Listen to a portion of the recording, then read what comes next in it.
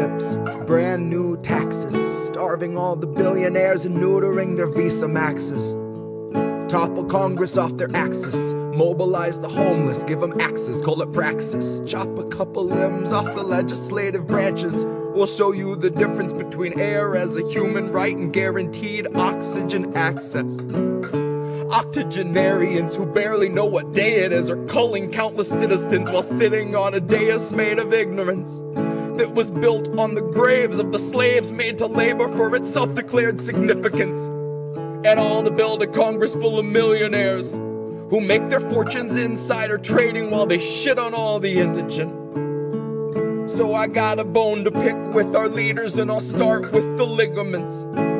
Pick right through the muscle, dig the marrow out, and serve it to the unhoused millions living in their minivans or watching their belongings get evicted from their tenement.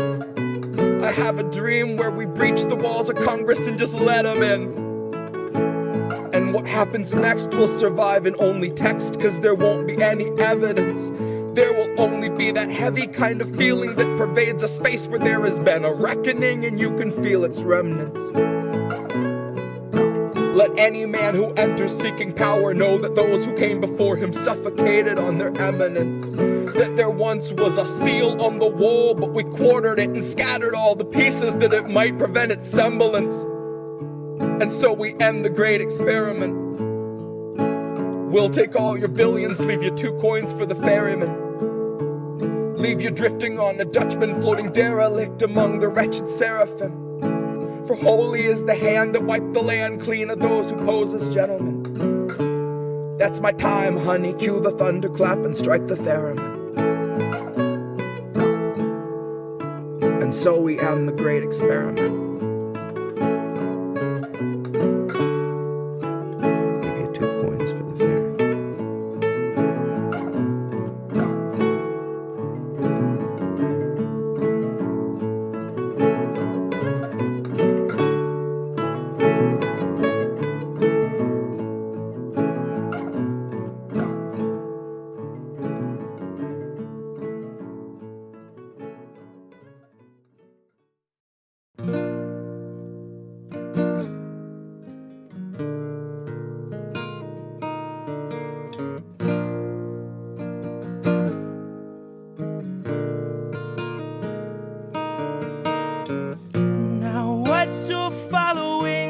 Idolatry, that's just fake. And all that wallowing that you tolerate, that's not faith. The kings of colony watched autonomy make our graves. The kings of colony know no policy, only rape. Now once you fall asleep, it won't bother you what they say. But the kings of colony, while they slaughter, they still complain. And we say, please color me, still too solemnly, still too plain.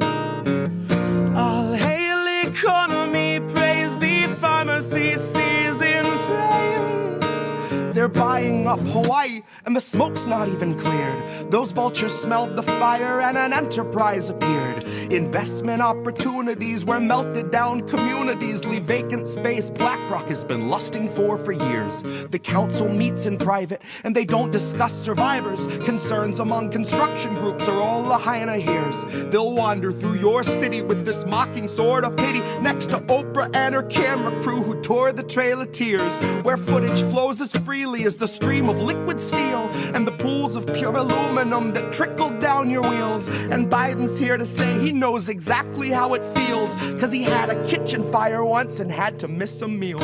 And people still believe that piece of shit deserves your vote, like he's not why supplies are being smuggled in by boat, like he's not why our citizens were forced to stay and roast. And he can't unfreeze your funding, folks, cause Azov needs it most. I'll bet my every dollar Biden watched it with a smile.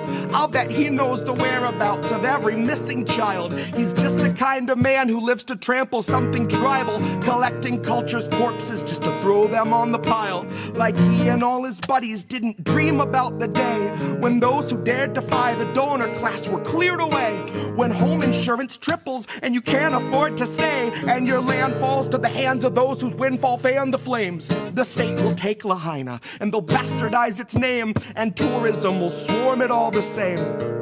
You see, the state we left Lahaina shows the ground rules of the game, the planes that in the night ignite the planes. And if questions raised that reckon the potential use of lasers, I suggest you take a closer shave by way of Occam's razor. And if those civilians stood between this country and its gains, then there's really nothing further to explain. Because you may know this already, if you truly know our past, but it ain't the first occasion and it will not be the last, where Americans are kettled in and made to bear the blast, are barricaded in and left for ash. How many in Lahaina now are lying there awake and still can hear the city we left leveled in our wake? They still hear all the people that we let the fire take, instructed from above to stay in place. So look to the horizon, 'cause a fire comes for you. Desire made incarnate of the power-hungry few, who instructed the police to not let anybody through, to barricade them in, and so they do.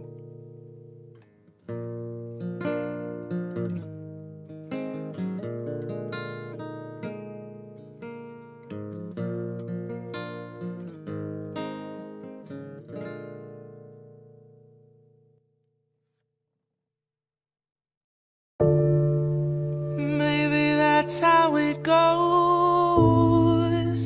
We won't open our eyes, so we're the last ones to know. We're the last ones alive. Kept our enemies close. Wondered why we don't thrive while we're grasping at ghosts. Counting backwards from 5. Counting backwards from 5. Counting backwards from 5. Count back from 5. The theater on fire, the cast on strike. The studio stock starts taking a dive. The contract's tossed and they're gone with the tide. The heads and execs, their hands are tied. We can't pump this dreck and treat you right. But what do you expect from the industry type who survive by the leeching of bodies and minds? From those who original thoughts never seem to find. So they're gonna reboot ALF before your wages rise. And it gives cause to pause and reflect on the times.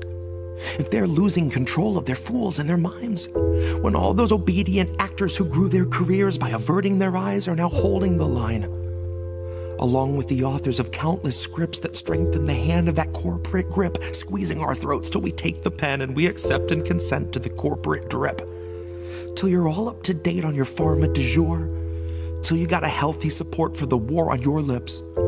And now you know that the advertisers need more than a rerun summer full of flashback clips. Enter the scans from the year before, all the days of de-aging and mapping the face, and the hours of actors recording their voices are links in the chains that will bind them in place. Now all of those shows are so easy to make. When they got a drone they control that needs no break, it can bend, it can break, and it's cheaply replaced enough up-to-date films all in one take. And those studios bank on us doing our duty, unhinging our jaws and digesting the fakes, because they know that we'll love how synthetic it tastes. Watch as they edit your features without any trace. Not that there's anything you could do anyway. Now watch as they show you a movie you say shit you would never say. Dystopia boldly accelerates. Maybe you're only a mold, something to fill with a clone, something that Elon would celebrate.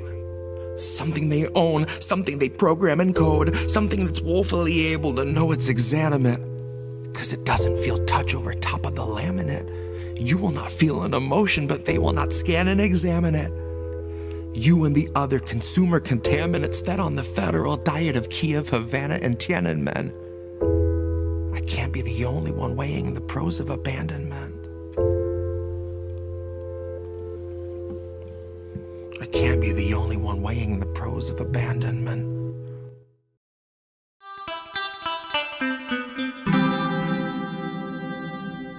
Who are these people? Who are are these people? Hi, everybody. Oh, my God. It's Tuesday night again. So I'm back, and we're here again for another holy crap set of stories for Indie News Now Live. Again, we're on Indie News Network. We're on Indie Media Today. We're live at IndieNewsNow.com also, because remember, that's the name of the show, Indie News Now. Welcome everyone that's poured in from Substack. Did something different and just turned Substack on at the end of the music, so there was no pre-show music. Hi everyone, see everyone's showing up. Cool. Tuesday night, yes. Kamishwari Kate, good to see you. I saw Descent in Bloom's already here. We're going to start with one of her articles actually tonight. I teased it last week and I decided I was going to bring it because there is so much information in that article that I really had not heard very many other people talking about. And then we're going to get into a couple of long segments. So buckle up. It's gonna be a long one tonight. We're going to talk about false flag season. Did you set up your scorecard? I mean, it's March Madness, so I mean it only makes sense. So false flag season's in full swing. So I've got a whole lot of stuff going on there. And then of course, every week, just because they make us keep doing it, fuck Israel, we're going to do it again this week. And everywhere all at once is going to be the theme this week for fuck Israel. And then we're going to do quick lightning round and few ICE stories, because remember, that's still going on. Oh yeah, they're terrorizing Americans all over the streets, and immigrants and people who came here, quote unquote, illegally. They walked over a border. They set themselves up. They've been living here for decades at times, and yet that somehow caught the attention of somebody with all these stops and papers, please. And we've got 75,000 people locked up right now in ICE facilities around the country, and it's only going to grow from there. Sorry for the cheerful time. But before we get started, we do rely on you completely for funding, because corporate media would not want us telling the kind of stuff that we tell tonight. They certainly don't want to talk about Jeffrey Epstein's last girlfriend, and they certainly don't want to call attention to all of the false flags and distractions that they're trying to push and narratives in order to keep us our heads on a swivel, so that nobody again can possibly be on the same page about anything. It feels like lately it's very frustrating. So again, stick with me for tonight. Again, false flag season. Sorry, I meant to say we're user funded. So the ways to support the network are on that board. Cash App, $sign Indie News Network, ko-fi.com/Indie News Network, over at paypal.me/Indie News Network as friends and family. You can do the monthlies at patreon.com/Indie News Network, or on Substack at IndieMediaToday.com, where we're live right now, or at INNNewsletter.com, where I go live, where I put other stuff out throughout the week, and a newsletter for the network. And then, of course, the website that we do the news aggregator, IndieNewsNow.com, is also a website for a lot of the stories you're going to see here tonight on the show, but over 100 sources aggregating 24/7 with a watch live page, a link to merch, everything INN you can imagine is all at IndieNewsNow.com. Okay. I'm going to have to breathe for this one. All right. This one is a crazy story. So most people know Ghislaine Maxwell, right? Do you know Karina Shuliak? Probably not, because they've done quite a job to try to keep that name somewhat hidden and buried. But Karina Shuliak was actually the woman that Epstein was dating and seeing and involved with most at the time of his death. Descent in Bloom did a weeks-long investigation into this woman and published this expose/article, whatever you want. It's not an opinion piece. It's an investigation into who this woman is, how she got here, and what she did once she got here, and how she's involved with him. And I think it's fascinating, because this woman, for some reason, somehow has managed to escape scrutiny. All right. So, yeah, there you go. So Angel, the handsome cynic, Angel from INN, he does Angel in the Afternoon on Fridays and sometimes on Saturdays on the Ocho with Mitsubishi Perfect, sometimes Sundays. But Angel hadn't heard this name. So, Karina Shuliak, the woman of Epstein's final years. So, she wasn't just his girlfriend. She was actually his primary domestic operations manager. She was the last person to speak with him right before his death. She was also the largest single beneficiary of his $600 million estate, which I'm told is somewhere in the range of around $100 million is what she's going to end up with. The newly released DOJ files on Epstein reveal that Karina's name appears almost 47,000 times, placing her at the operational heart of Epstein's criminal enterprise from 2010 through 2019.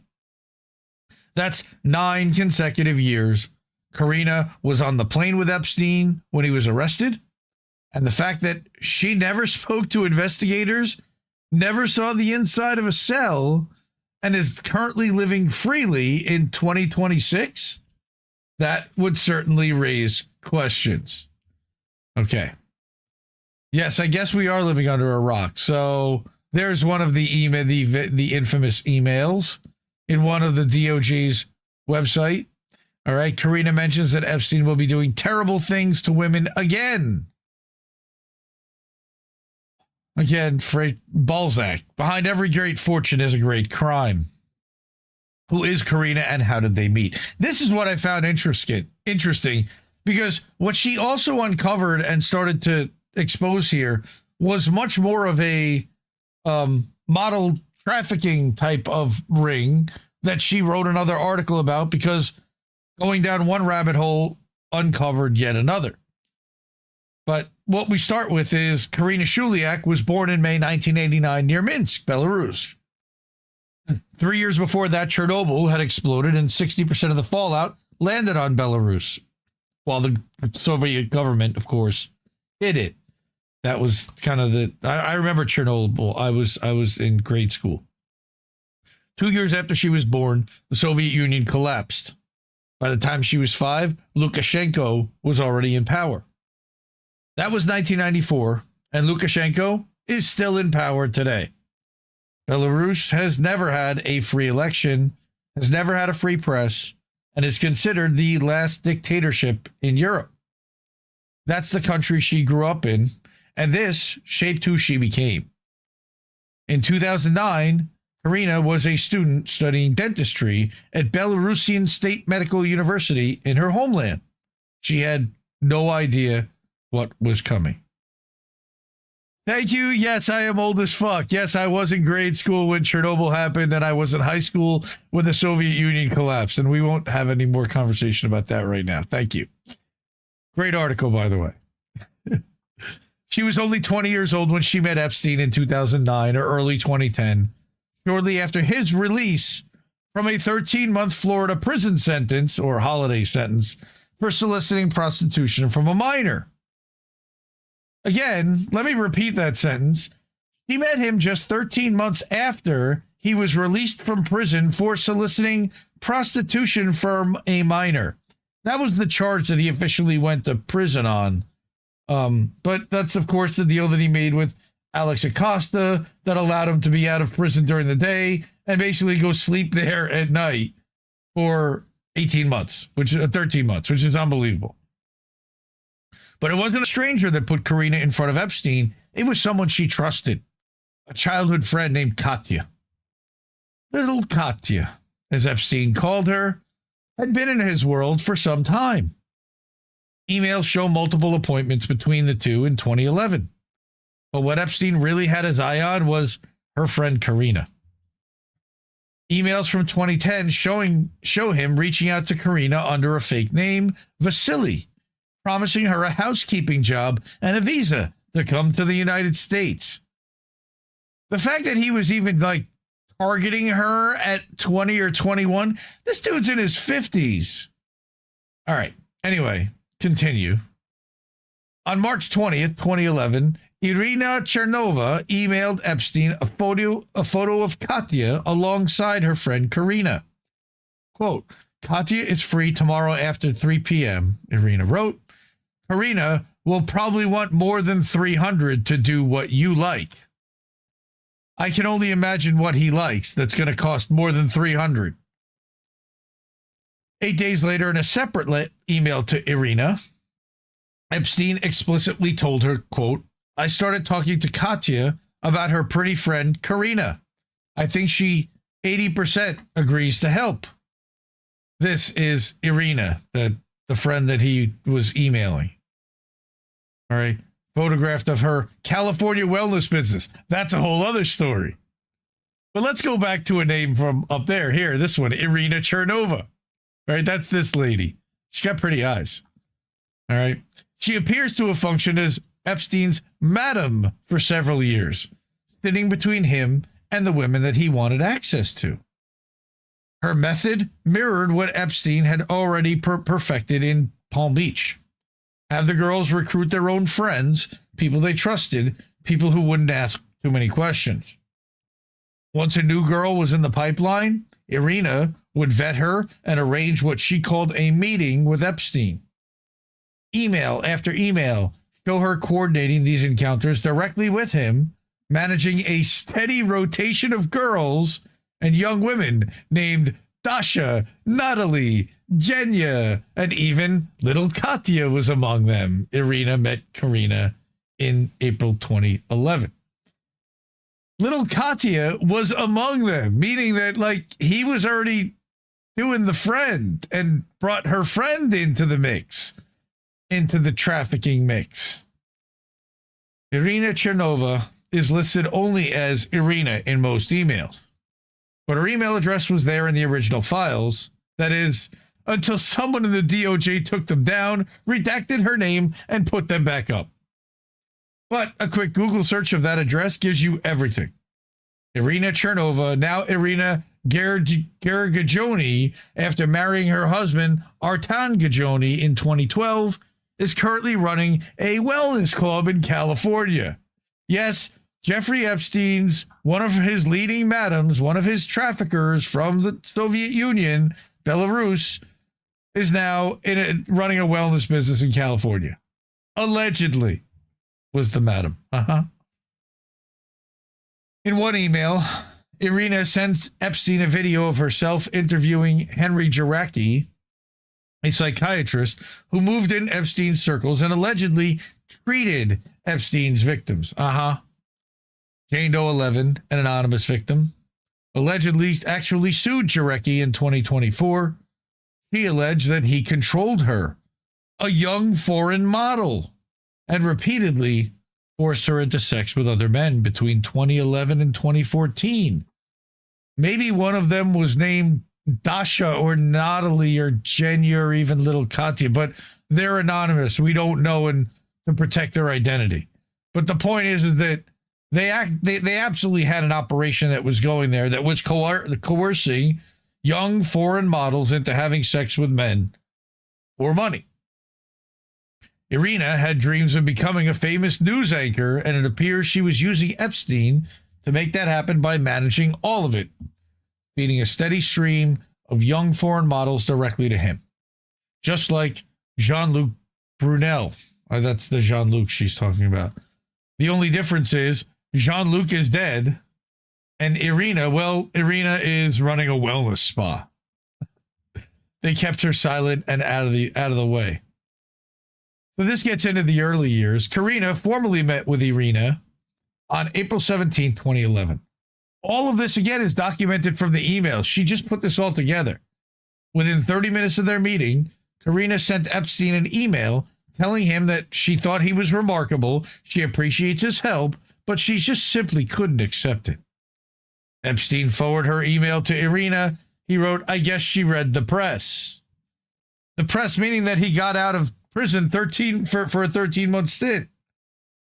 It didn't take much convincing because by late April, like within 2 weeks, Epstein and his assistant, Leslie Groff, he shows up in the files a lot, were booking flights for Karina already. When Karina finally gets to New York, Epstein and her take little Katya out to fancy dinners and see the Lion King. This appears to be some kind of ritual because Epstein did this for other girls, and the emails show that his associate, Jean-Luc Brunel, the French modeling scout, who used his agency as a pipeline to funnel young girls to Epstein, was in on it because back in 2009, he even bought his own tickets. That's so creepy. At the beginning, Epstein spoiled Karina. That's how it works. He paid for her visa and flights to New York, took her to the movie set of Edge, even though the Justice Department has since deleted those photos. They were in the files. Got her admitted into Columbia's College of Dental Medicine through his personal dentist, Dr. Thomas Magnani. And the dean, Ira Lamster. He calls up the dean after she'd already been rejected once, had dinner parties with the two, and donated $100,000 just to smooth the process while dangling the promise of a $5 to $10 million gift. He wired tens of thousands of dollars to her parents back in Belarus, arranged their trips to visit her in the U.S., and even covered her mother's breast cancer treatment at Mount Sinai. He even bought her a cat named Blueberry. Now, tell me this doesn't look a lot like Dr. Evil with Mr. Bigglesworth. You could see him like sitting there stroking the, yes, Mr. Bigglesworth. I don't know. It's what I immediately thought when I saw that picture was Dr. Evil. All right. Karina and her mother even had their own credit cards under Epstein. He was also interacting with some of the wealthiest people in the world on his behalf, discussing stays at luxury resorts with banker Ariane de Rothschild. Huh. I remember Jeffrey telling somebody that he worked directly for the Rothschilds, and Les Wexner telling Congress that he worked for the entire family. That's a whole other story. So he paid her parents a dowry, effectively, kind of, but he never, well, let's get there. He never really proposed to her. It didn't sound like, but Epstein even committed immigration fraud for her. You know, the Trump administration is so upset about immigration fraud. Karina, because, Melania allegedly is also here on some kind of immigration situation. But Karina originally got into the U.S. on a student visa. At the same time, she filed for asylum, claiming persecution under Belarus's authoritarian government, which it is, but the problem is that those two things don't add up legally. You're either a student or you're fleeing for your life. So which is it? By 2013, Karina's visa as a student had long expired, and she was at risk of deportation. So Epstein did what he always did. He called in favors.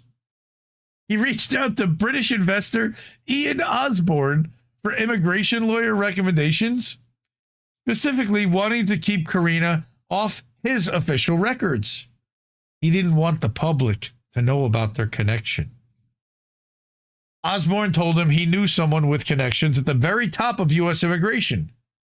Somebody by the name of, hilariously, Greg Craig. I'm not making that up. You can't make that up. Because his parents obviously hated him. Former White House counsel under Obama, who reportedly had a direct line to Alejandro Mayorkas, then head of U.S. Citizenship and Immigration Services, and then later Biden's Secretary of Homeland Security, right? So this story, the solution was a sham marriage, of course. But to whom? This is great.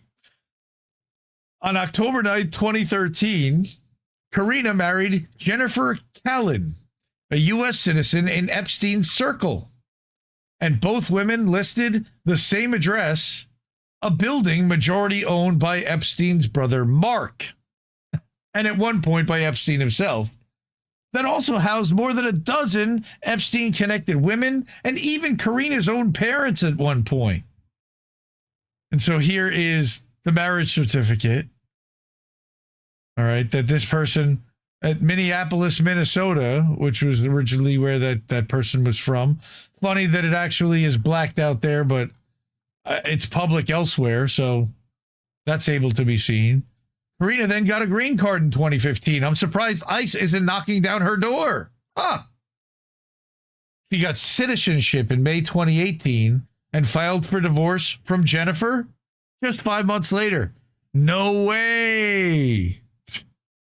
On her naturalization day, her immigration attorney, Arda Bescardis, messaged Epstein, quote, "Now that she's an American, you should throw her a big old party." Jennifer Callan's attorney, by the way, would later describe her as being enslaved within Epstein's sex trafficking organization for 13 years. She was a victim. Epstein used her as a tool to keep Karina in the country. Kimball Musk, Elon's brother, of course, was connected to her through Epstein with Boris Nikolic, who's Bill Gates' former science advisor, warning Musk's brother to treat Karina well because Jeffrey goes crazy when someone mistreats his girls. So this is like a high-priced international escort service that also did honeypot operations and God only knows what else. Juliak's position placed her adjacent to Epstein's network of powerful contacts. A February 2013 email she authored confirmed a private flight. No security people are flying on the plane with Gates tomorrow. It will just be J.E., Jeffrey, Gates, and Karina. So that's interesting. And there's her passport. That's still active, by the way. That's, again, money will buy you anything. By 2018, she was a U.S. citizen and a practicing dentist. Yes, a gay marriage. That's the funny thing, Angel. Fucking hilarious, right? Her position in Epstein's network had grown over the years. Epstein wanted to make Karina his wife. He now needed to teach her to act in his world. So, in the fall of 2018, he literally sent her to fucking finishing school. He had begun to coordinate Karina attending a 6-week-long course in Switzerland named Institut via Pierre Feu. And of course, Epstein paid for it. Guess who told her how to find the thing? Again, Ariane de Rothschild. That name again showing up. The same woman Epstein had been purchasing expensive gifts for the prior year, according to the emails. So he was obviously either doing that on behalf of someone else in the family, or he was wooing Ariane as well. Okay. Again, there's the form that says, "How did you find IVP?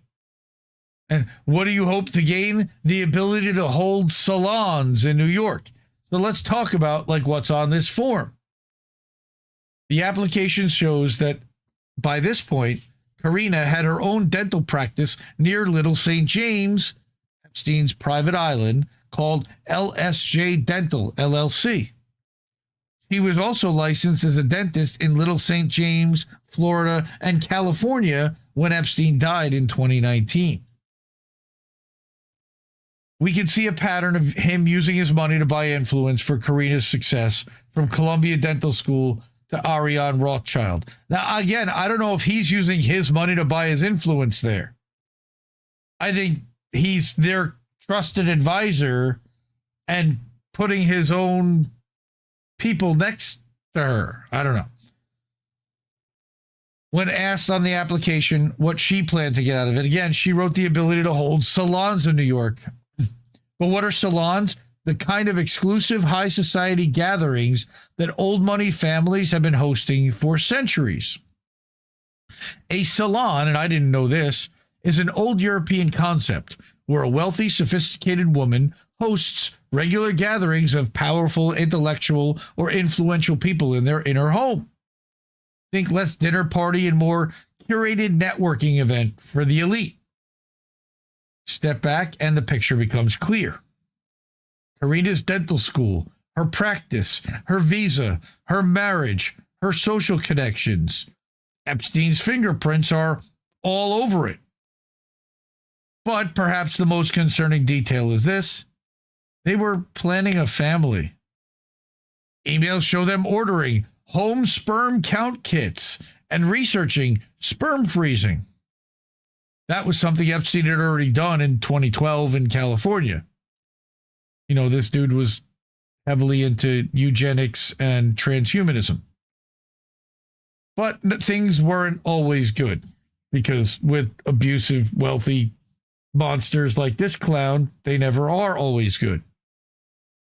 As we know, by 2013, Epstein and Karina already had a romantic relationship. She had genuine feelings for him, felt jealous, wanted his attention and affection. They often had arguments about sex and how he neglected her for girls in his massage rooms. She didn't see victims, she saw competitors. Especially since it appears that Epstein slept again with the very friend who introduced them. Remember, Epstein was already sleeping with little Katya before he met Karina. But it was under the impression that it was only once. But that was obviously not the truth. It became so much of an issue that Jeffrey and Karina made a formal agreement that she would not accuse him or confront him about the massage room without first asking him directly. In another email, he implies she's auditing him about the massage room. By the way, this is the fucking creepy-ass massage room. We see a trend of narcissistic abuse in how Epstein treated Karina. In one 2013 email, he explicitly tells her, quote, "Do you mean a nicer way to respond to the same complaint over and over? Though when I propose a solution, the only one I know, you either ignore it or tell me you have your own opinions about how to deal with it.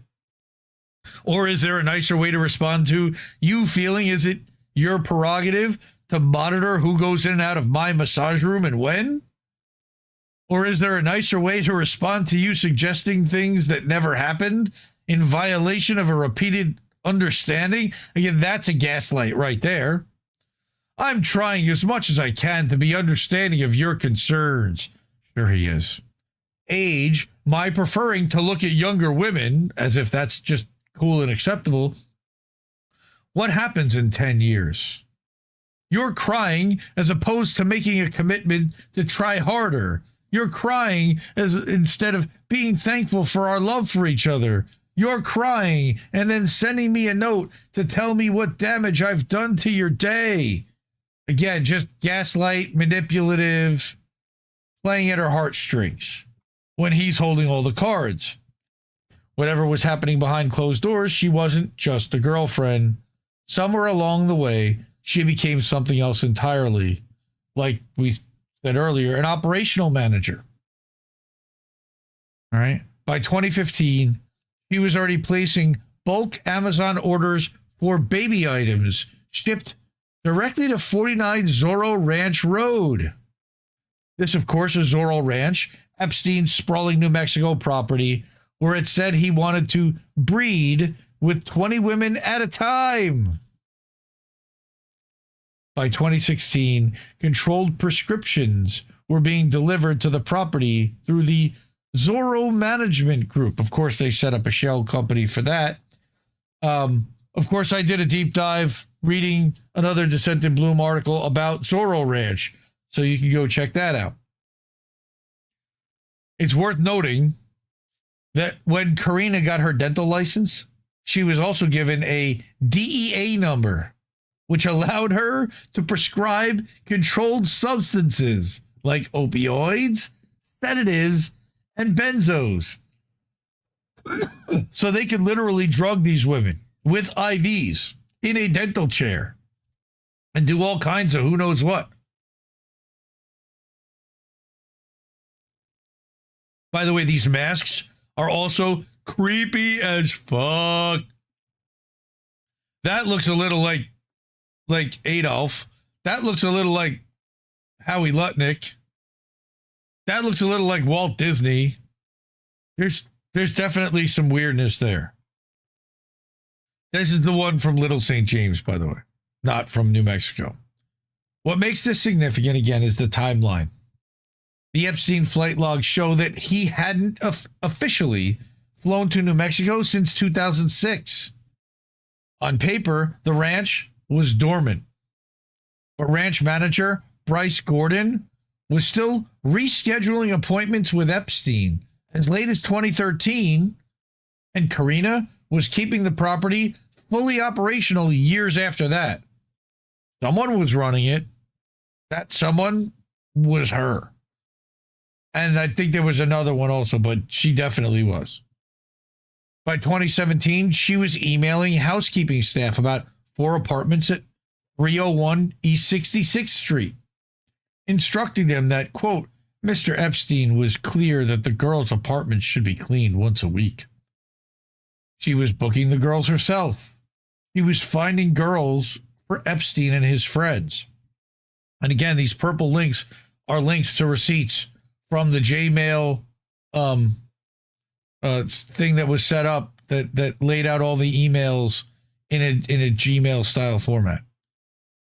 Here's another note that there are many, many emails where Karina references the girls and manages them in the files. She'll touch on that more in a future article. Karina was even researching massage parlors that offered sexual happy endings and sending links about fertility massages. The same woman who was crying to Epstein about who walked in and out of his massage room was now the one filling it. Karina was ordering the supplies for the massage rooms and getting massages herself at some point.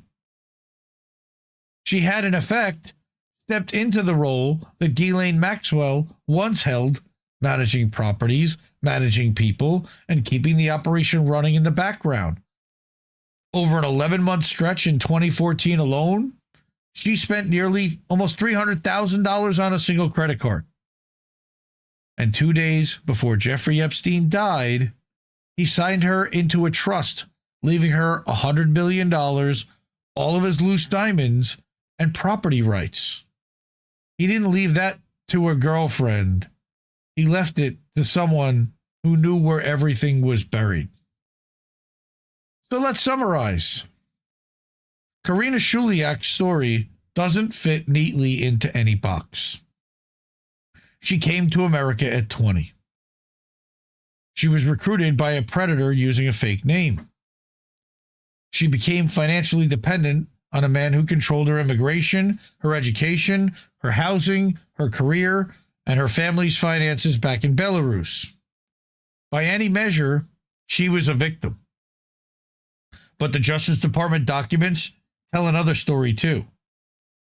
Emails show her directing the movement of girls, managing their apartments, arranging massage appointments, working alongside Jean-Luc Brunel, another known trafficker, and knowingly participated in a sham marriage. She effectively replaced Ghislaine Maxwell both as Epstein's closest companion and as the person running his day-to-day operation. But Karina's story is, again, just one thread. What the files actually reveal and what they've tried to hide by removing people quietly is something much larger. The syndicate, a sophisticated, multi-layered recruitment network that stretched from the modeling agencies of Eastern Europe all the way to the most powerful circles in America. In the next piece, we're going to follow that network, the madams, the scouts, the middlemen, the visa schemes, and the corridors of power that kept it all running. Karina didn't just fall into Epstein's world. She was delivered into it, and she wasn't alone. So I'm going to read her little plea here, and it was worth it. You just read what weeks of digging looks like. There's more where that came from, and it gets darker. Subscribe for free so you never miss a piece. Go paid if you want to keep this investigation funded, or drop a one-time donation if that's more your speed. Either way, stay with her, and we're just getting started. Again, Dissent in Bloom, DISSENT, dissentinbloom.substack.com. Go subscribe if you're not already. I think most people here already are. But damn, that is an expose for sure. Kushner's running things now. I don't think Kushner's running things in the Middle East toward the redevelopment plan of Gaza and trying to figure out and navigate a war and other stuff. He's not running this operation. The dentist office thing is definitely creepy, Cookies. I agree. But that also gave her the ability to prescribe meds. So that makes it even creepier. On top of the fact that she can then perform dental work for high-end clients, exclusive people that don't necessarily want to go to a traditional dentist that they don't know or trust. Well, he's got someone that he knows will keep it quiet. And you can be sure that that they would pay handsomely for that. And on top of it, they would be able to drug them, potentially get blackmail material on them. Who knows what they'd be able to do? Because we know how gross they can be. And great, really, seriously, great piece there. That was holy moly. And it's fascinating. Again, it is. It's all connected. A honeypot, basically, definitely not innocent by any means. It's a messy backstory, yes. And she saw a way to get her family out of an authoritarian dictatorship, for sure.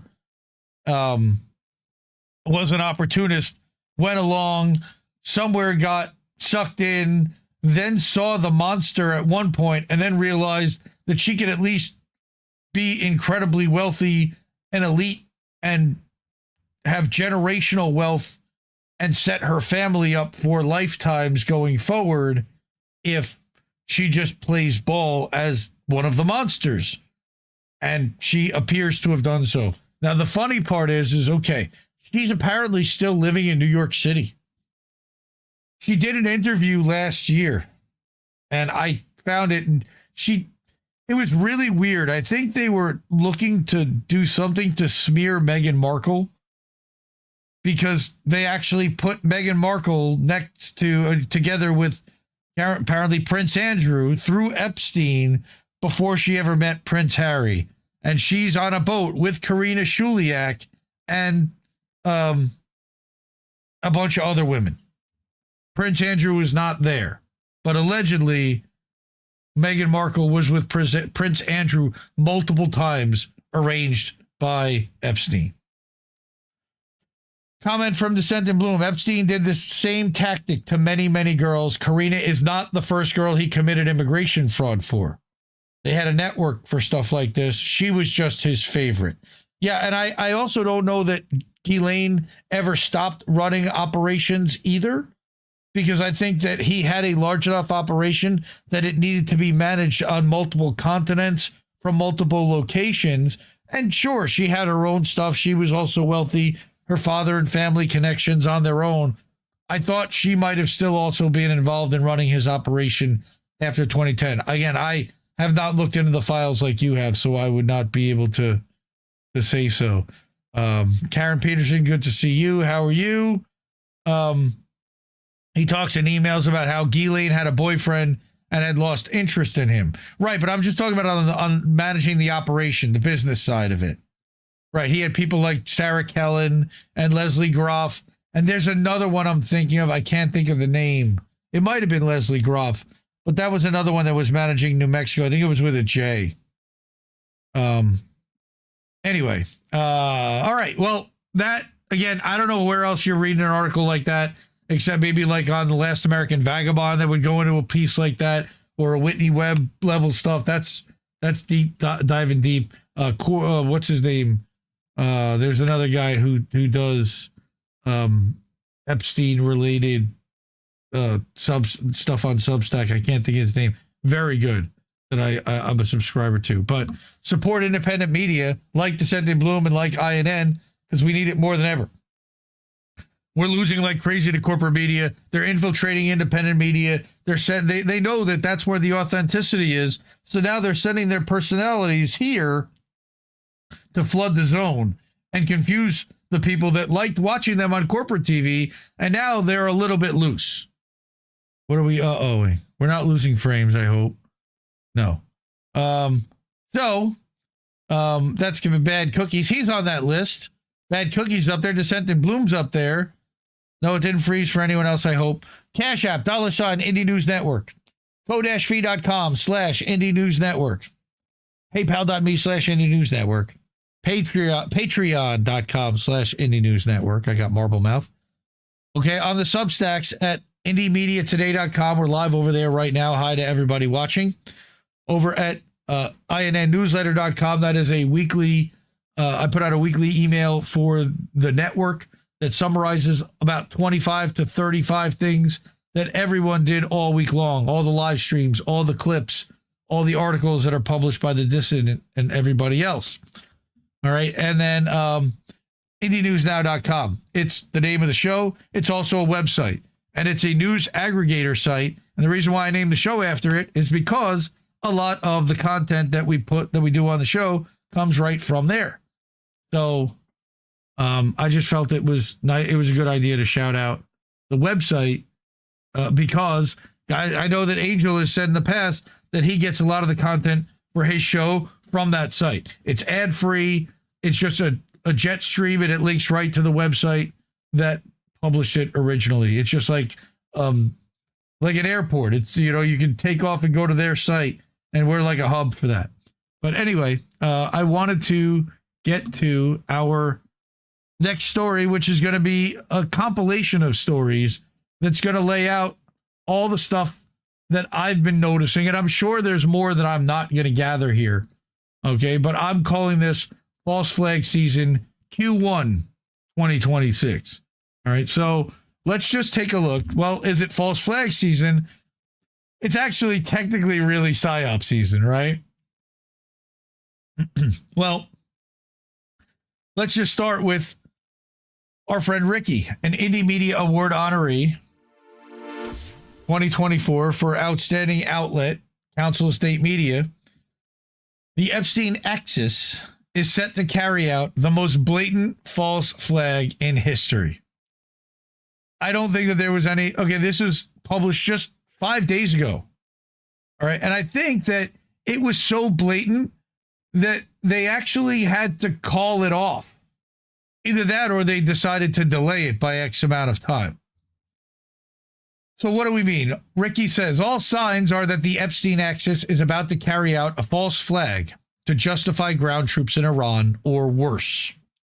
They know they can't achieve their regime change goal through airstrikes alone, and the public won't support stronger action unless there's a powerful justification, such as a mass casualty event that they can blame on their enemy. My hope is that by raising our collective voice and letting them know we're on to them, we can stop this madness, but I suspect it's already too late. The U.S. media is hyping the incoming Iranian drone attack like it's a major sporting event. It might as well have had an on-screen countdown. Any second now, they keep telling us on every news channel from Fox to CNN. Anyone would think that Iran had a fleet of killer drones just waiting off the California coast, but that can't be because Trump says he destroyed the Iranian Navy. Even if one vessel had slipped through the net and reached the other side of the world, the U.S. Navy would surely detect it and take it out, right? There doesn't seem to be any way that Iranians could get near U.S. soil undetected, but that doesn't mean that their drones haven't arrived. The U.S. has boasted about capturing and reverse engineering the Shahed 136, creating their own low-cost replica. If any Shaheeds appear in California skies, all I'm saying is it doesn't have to be Iran doing the launching, especially because Andurill's out there. Iran is using all of its firepower to fight off the U.S. and Israel back home. Why would it expend a single resource butchering a few Americans or attacking a statue of Gavin Newsom? What would it possibly gain by giving the U.S. an excuse for ground troops or even nukes? The only country that would benefit would be the one with blue and white on its flag that resides also in the Middle East that was created by the United Nations in 1948. Given the implausibility of such an attack, you would think that the media would be asking serious questions, and yet not a single corporate mainstream journalist is challenging the narrative. Not that I've noticed anyway. It's almost like they've been told what to say by the same intelligence people that gave us the Iraq WMD story. The people who were smart enough to see this coming, but sadly, too stupid to prevent it. Netanyahu, we'll talk about him later, recently made one of those ominous speeches that he always makes when his crystal ball reveals something terrible is about to happen. He suggested that Iran could soon be capable of nuking the United States to set a narrative of existential threat for like the 9th time in 30 years, right? The moment a drone attack happens, he'll be telling you, or somebody from there will be telling you, that the answer is more war before the bodies are even cold. Just know that this predicted attack was nothing to do with Israel. It was Iranian sleeper cells. Honest. James Corbett of the Corbett Report talks about a PSYOP. One of the things is when they already have the remedy in place before the event even happens, you know you're watching a PSYOP unfolding. Trump is telling us all about these Iranian sleeper cells and that the U.S. is watching every single one of them. He explained, we've been very much on top of it. We've got very, very good intelligence into that. You ever see Police Academy? I think it was 2. Commander Lassard, he was very, very good time and very, very good. He just no idea what the fuck's happening. He just left those in place like they're just watching them. He left them in place. He didn't immediately arrest them and brag about it on Truth Social. He's got ICE all over the country rounding people up. He didn't think to bring those guys in? Interesting. Perhaps Trump magically discovered the locations of those cells moments before his speech, and instead of waiting for them to be arrested, he ran to the nearest camera and gave them the heads up. If there are any Iranian sleeper cells out there, the U.S. president has just tipped them off. God. Don't worry, though. If Trump fails to act in time to save lives, it was all Biden's fault.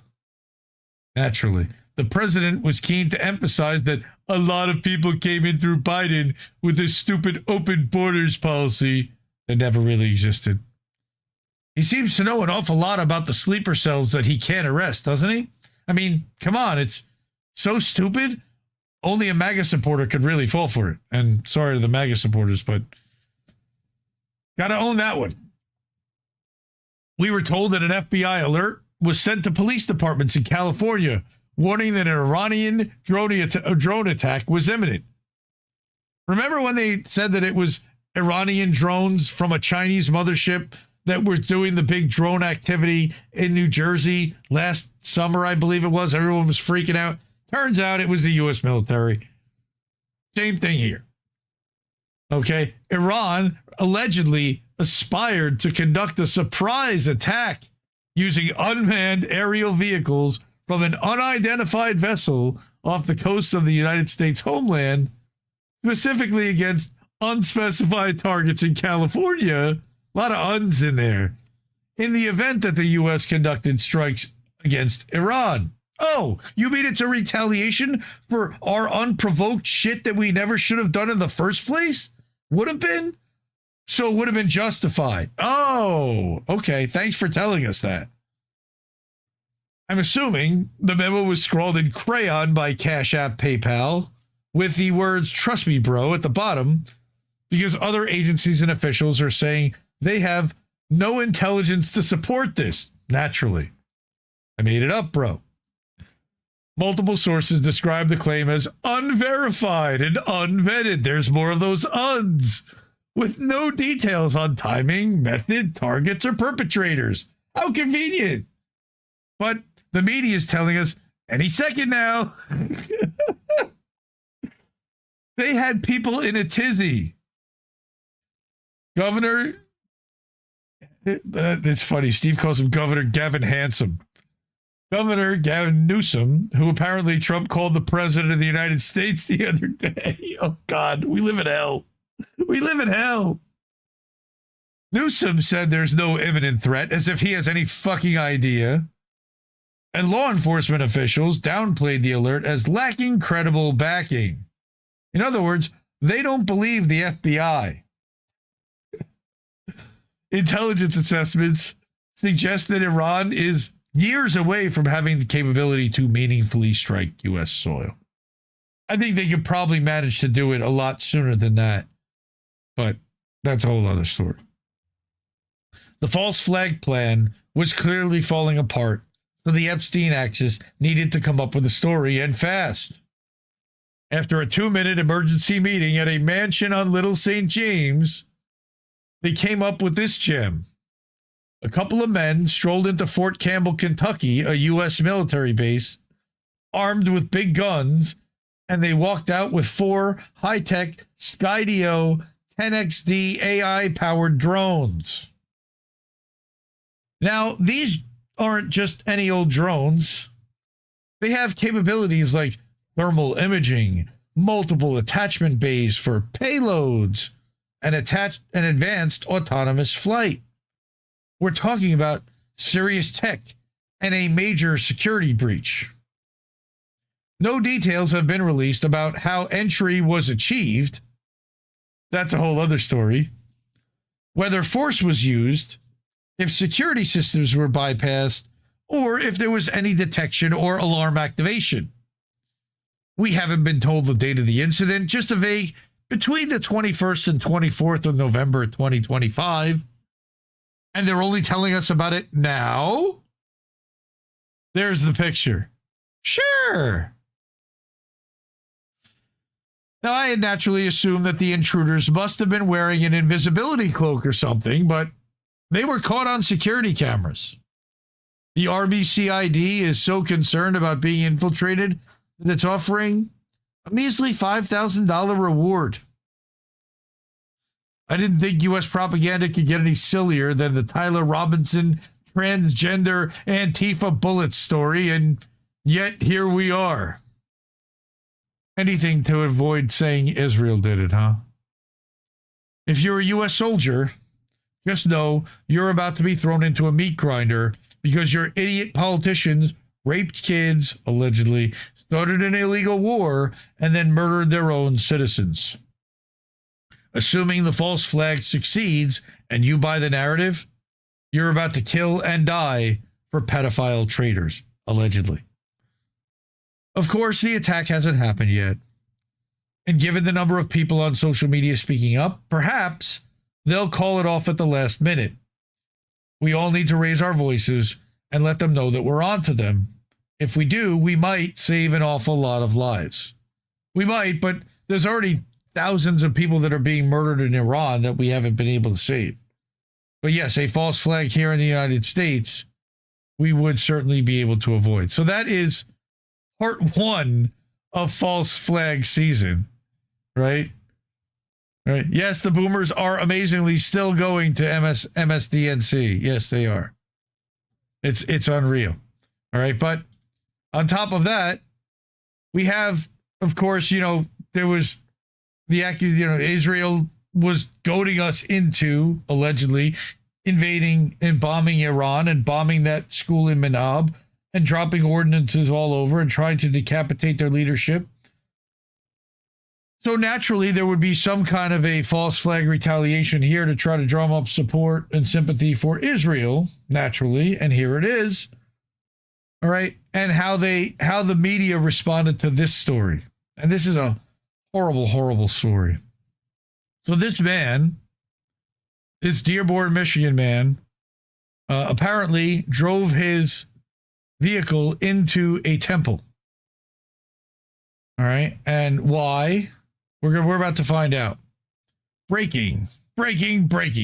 Emergency distress call between 911 and ex-wife of the Lebanese man that rammed Temple Israel synagogue before the attack happened reveals that the incident is not stemming from anti-Semitism.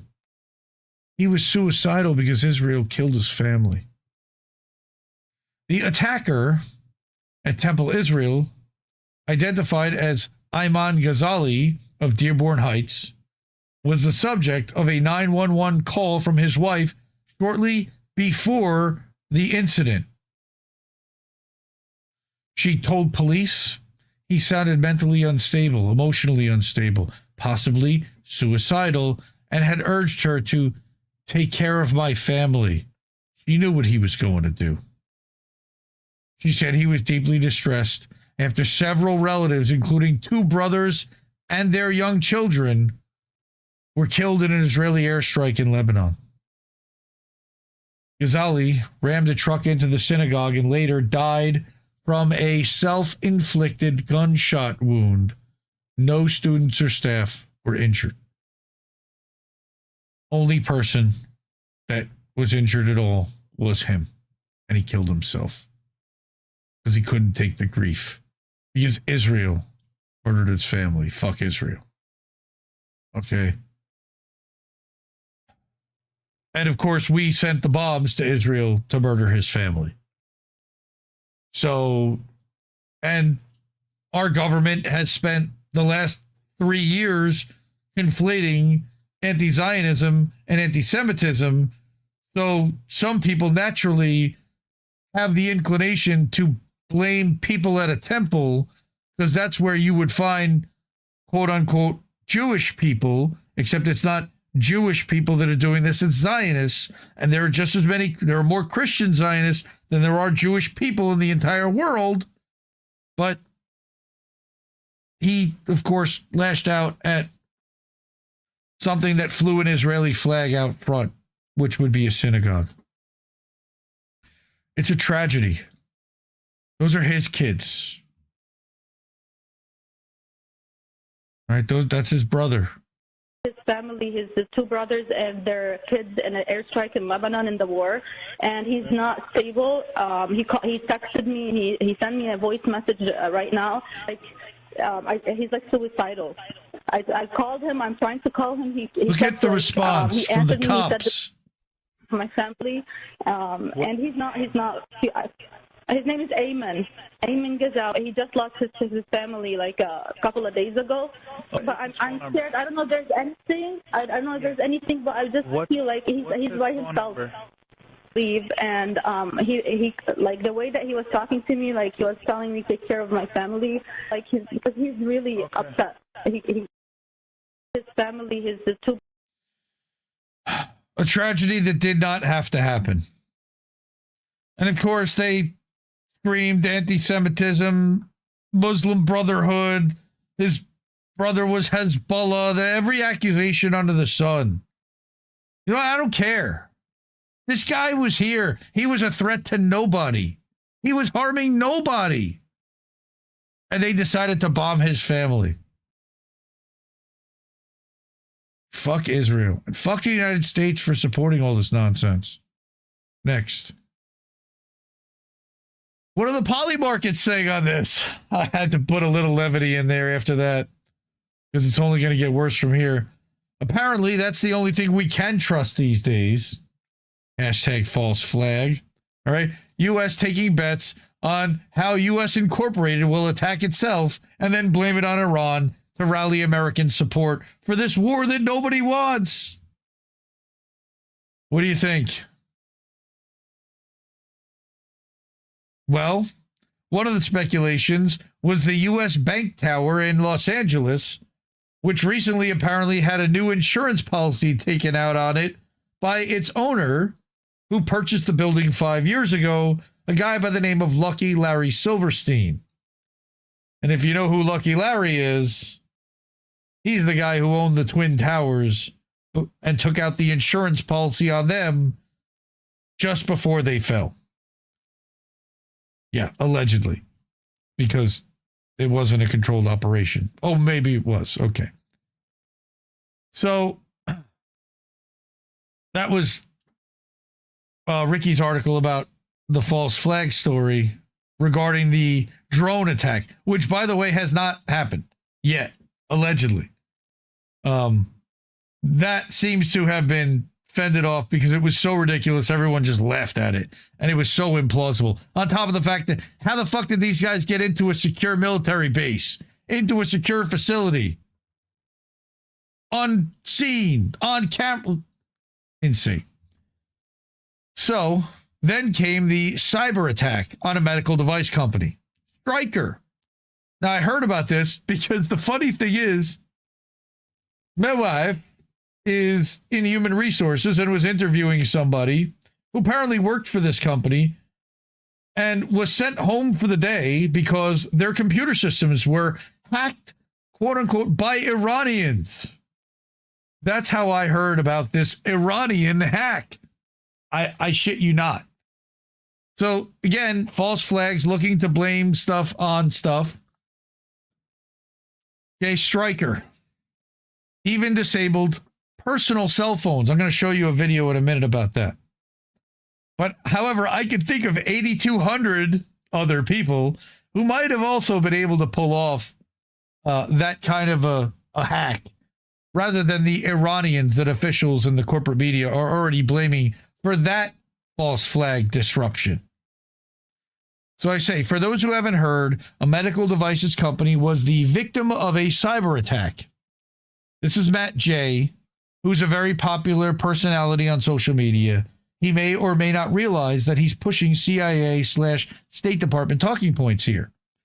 So I'm going to show you Matt's video, and then I'm going to show you what my comment is about the rest of this op, what I feel is an op. You tell me what you think. Of this attack, of Iran retaliating and attacking this medical supplier Stryker. Yes, big deal. They wiped this private company. So now there's a few reasons this is crazy. Private company in the middle of war gets absolutely wiped out by a cyber attack. But number two, the thing that is standing out to me and to a lot of people here is that people's personal phones got wiped in this attack. So Iranian hackers in war targeted this company, not only wiped the company's systems, but if you worked for that company, there's a good chance your personal phone got completely erased as well, your personal data off of your personal phone.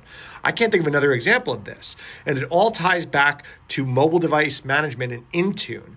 They might say while they're installing it, we will only access corporate data. We're going to leave your personal data behind, but that's just a policy. That software absolutely can wipe your whole phone. It could also read information off of your phone, even though they're choosing not to do it. So a hacker gets control over Intune. They can do anything on these people's personal devices. Quick difference. So I was talking about this on my live chat today, and people were like, whoa, I've got my work email on my phone. I didn't realize that meant it could wipe it. It doesn't. If you're just like logging in to Slack or Teams or email, there's no like bi-directional control. You're just logging in. But some companies, you can't just like log into your email without this mobile like profile installed on your device, which is what gave them the ability to wipe a bunch of people's phones. If you go look on Reddit, there's some threads of before this news even broke about employees being like, yo, I just woke up and my personal phone, all of my photos, everything, my eSIM got erased. I have to call my carrier to even get my phone reactivated. People were like live on Reddit reacting to this attack going down. I don't think you guys realize the seriousness of this attack, of Iran retaliating and attacking this medical supplier Stryker. Okay. So the proof that it was Iran, trust me, bro, it was the intelligence community. It had to be, right? So let's get back to this. Here's Ars Technica, right? Also does a deep dive into this hack. The who, what, and why of the attack that shut down Stryker's Windows network, right? I can't imagine, right? Here's Ars Technica, usually reliable, doing the same thing, but at least they first admitted they have no evidence. Quote, a hacking group long known to be aligned with the Iranian government claimed responsibility. Says who? My guess is CIA and State Department. Quote, Iran-sponsored hackers have a long history of using wiper malware to permanently destroy data and the hard drives that store it. Again, says who? As a major supplier of life-saving medical devices that's relied on throughout the U.S. and its allies, Stryker plays a strategic and symbolic role in their security, researchers at Flashpoint. This is interesting because this is also the company that would be making prosthetics for the amputees in Gaza. Yeah, Stryker makes prosthetic limbs. This article is pushing nationalistic wishful thinking. It also doesn't consider the possibility of a false flag attack by Israel, the company with the most sophisticated spy and tech org in the world that admitted to pulling off a mass terror attack in Lebanon under the guise of war. The Israeli motivation would be to pin an attack on Iran to justify further escalation by the U.S. and international community, while also serving the purpose of taking out the company that's making the prosthetics which would benefit the amputees in Gaza. How fucking sick and sadistic are these motherfuckers? Remember that Israel created those amputees and the war crimes committed in the aftermath of the October 7th prison break / operation / false flag itself.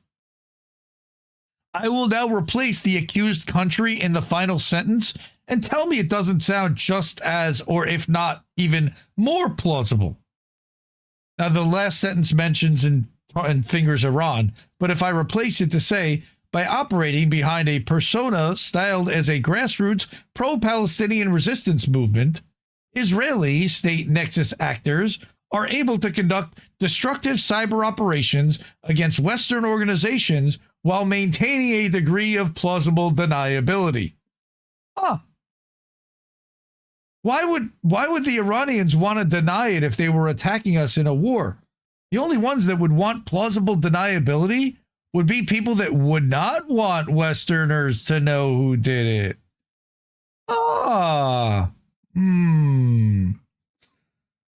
Amazing. Amazing.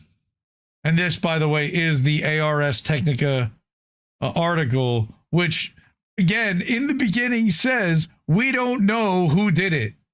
And social media said that. Okay, have you ever heard of an Iranian hack that could get through a corporate network through Microsoft Intune? Because, you know, Microsoft and the Israeli government are tight. Through Microsoft Intune, which controls devices on behalf of corporate, Israel and 8200 would know how to hack that instantly. Come on.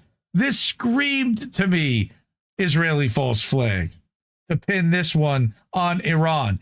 And immediately my wife and this guy, this normie guy, Matt J., he's blaming Iran. No substance behind it at all, other than the fact that we attacked Iran. Fuck Israel. This one came out yesterday. Actually, it came out 5 days ago. I found it yesterday. The Cuba distraction. And here's yet another. And what's happening in Cuba right now is horrible. By the way, in case you're not aware, we are blockading Cuba at the moment. Completely. We're not allowing any supplies in. And yesterday, there was a complete collapse of their electrical grid. So now they have no power. They have no fuel. They have no goods. They're Gaza-fied. They're stuck with whatever they have there. And resources are scarce. They're an island. But this person pointed out that President Reagan's odd invasion of Grenada in 1983 could shadow and inspire Trump to find an off-ramp from the disaster that's happening in Iran. So this was a short article nearly 2 weeks into the current U.S.-Israel war in Iran. Okay, on Iran. They did not attack us. We attacked them first, right? The strategic picture is darkening for Trump. The war began with joint strikes on February 28th and has since spiraled into a fiery failure. Oil prices have surged above $100 a barrel. Global markets are jittery as the conflict threatens the largest disruption to energy markets since the 1970s. The Strait of Hormuz has been closed. Trump is clearly searching for an off-ramp. Don't believe me? Did you see him attempt a jocular ramble about how he chose the name Operation Epic Fury? Did you see him boast about how he's already won while insisting he'd just like to win a bit more. Did you see the latest desperate war propaganda pumped out by the White House on Twitter? My instinct is that this war will get worse. The U.S. and Israel may well simply refuse to back down because to do so would mean the worst defeat since Vietnam, and quickly. Trump will do anything to avoid being a loser. I remembered that there was a TV show I used to watch, a news program back before I had an awakening about just the duopoly, and there was 100 days of loser Donald segments that were done, showing all the things that he was actually not really the winner that he claimed to be. But there's still another possibility. Trump has also been escalating rhetoric against Cuba. At a Latin American summit earlier this month, he threatened drastic measures in the region and signaled renewed hostility toward Havana. At the same time, U.S. pressure on the island has intensified through energy restrictions that are worsening Cuba's already severe economic crisis. Taken together, the pattern suggests a familiar maneuver, shifting attention from one theater of conflict to another. Misdirection, as they said in Monsters University. Trump's political communication strategy has long relied on speed and saturation, moving rapidly between controversies, flooding the zone, and preventing sustained scrutiny of any single issue. In that context, a sudden pivot from Iran to Cuba should definitely not be dismissed. The Israel factor is a little different, but still, it should not. There's even historical precedent. That's why I brought this, is because of what's going on in what happened in Grenada. Back on October 23rd, 1983, a suicide truck bombing destroyed the U.S. Marine barracks in Beirut, murdering 241 American servicemen. The Middle East braced for retaliation, but the retaliation never came.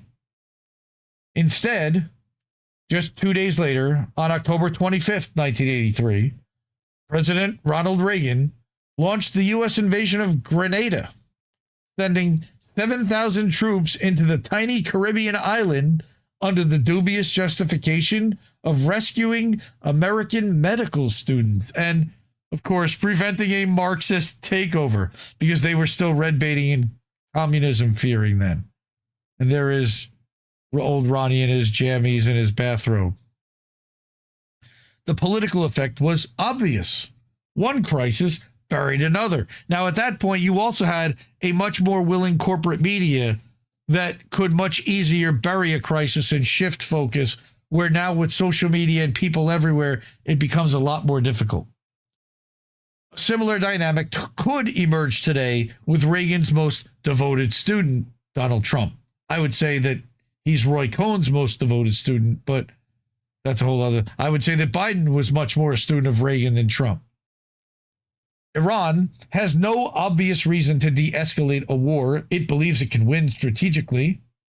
Retaliation will likely come in some form. But the focus of American political attention does not have to remain in the Middle East. If the administration pivots toward Cuba, the narrative changes instantly. The story is no longer an inconclusive war in the Persian Gulf. It becomes a brand new confrontation, much closer to home, and in keeping with Team Trump's national security priority of maintaining regional dominance, the Donroe Doctrine. And just like that, yesterday's war disappears from the headlines. Only a theory, one I haven't seen yet articulated. But if I were Trump, God forbid, it's exactly the kind of move I might make to get myself out of trouble. Don't give him any ideas. Then, of course, we have Robina Qureshi. I brought some of her stuff before. I really like her stuff. Don't liberate Iran is her plea. That the U.S. launched Operation Epic Fuck Up while Iran was engaged in peace negotiations with the U.S. Let that sink in. As its foreign minister said, the Americans were happy with the progress. Iran had agreed to non-nuclear proliferation. But that was all a smokescreen. Israel claimed that Iran could produce a nuclear weapon in a very short time.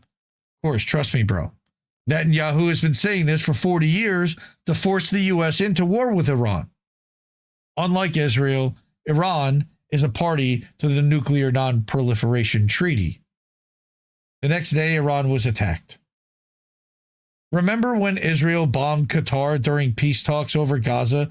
Then Netanyahu had to apologize. The Qataris questioned whether Netanyahu was even human to commit such an act. Iran has never attacked another country without provocation. That is Iran's track record. Israel is attacking multiple countries in the region without provocation and has done so for decades, including mowing the lawn in Gaza, which now they're seeking to do in Iran. That's Israel's track record. The U.S. and Israel said they were liberating Iran as they killed the supreme leader and family members, bombed a girls' school, killing 165 schoolgirls and 14 teachers. Pro-monarchy diaspora Iranians danced in the streets. Under the Shah of Iran, the literacy rates of women were around 37%. He himself said that women should be confined to the home. His wife, in an interview, argued with him that he should not classify women in this way.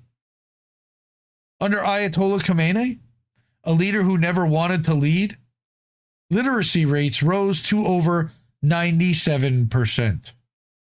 That's better than here. Don't let prejudice blind you. Of course, there are problems in Iran, but perhaps Western countries should concern themselves with their own problems instead of bombing Middle Eastern countries. If they really care, perhaps they should try peaceful negotiation. Iran warned what they would do if they were attacked this time, and that the consequences would be costly. They would wreak havoc on the global economy, take out U.S. bases and oil installations. Iran is acting according to international law created by the West. It's exercising its right of self-defense against unlawful aggression, and it's not the only one. Iran's position is consistent with Article 51 of the UN Charter. The use of force by one state against another is prohibited unless it is self-defense in response to an armed attack or authorized by the UN Security Council. Israel claims it's the victim, hated by its neighbors. There are Jewish populations all over the Middle East living peacefully. Again, conflating Zionism and Judaism. It's more Christian Zionists that want this to happen so their beloved Jesus Christ can come back and smite all the heathen Jews.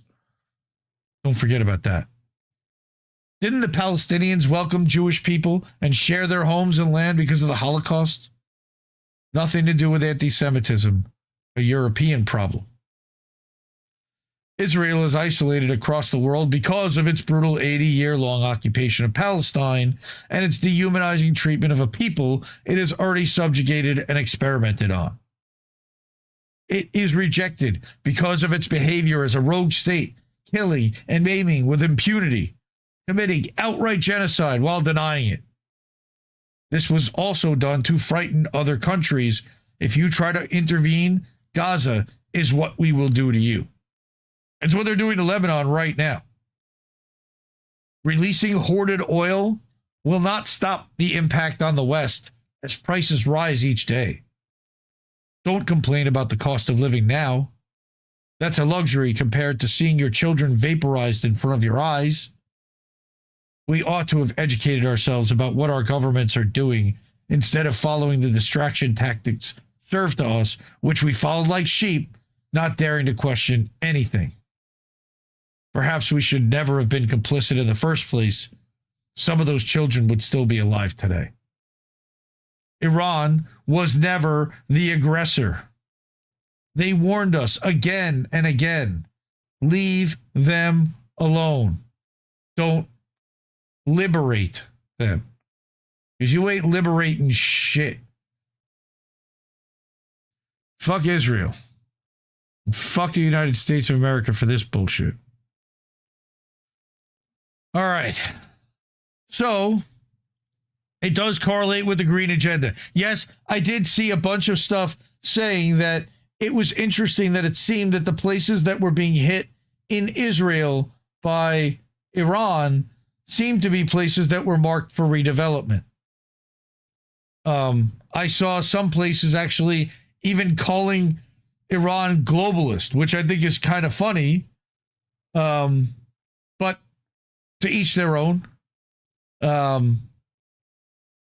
I disagree. I don't think that they are globalist, but I do find it interesting that they did hit sites that apparently were marked for redevelopment in a lot of cases. But again, that's alleged. I did not bring an article about that.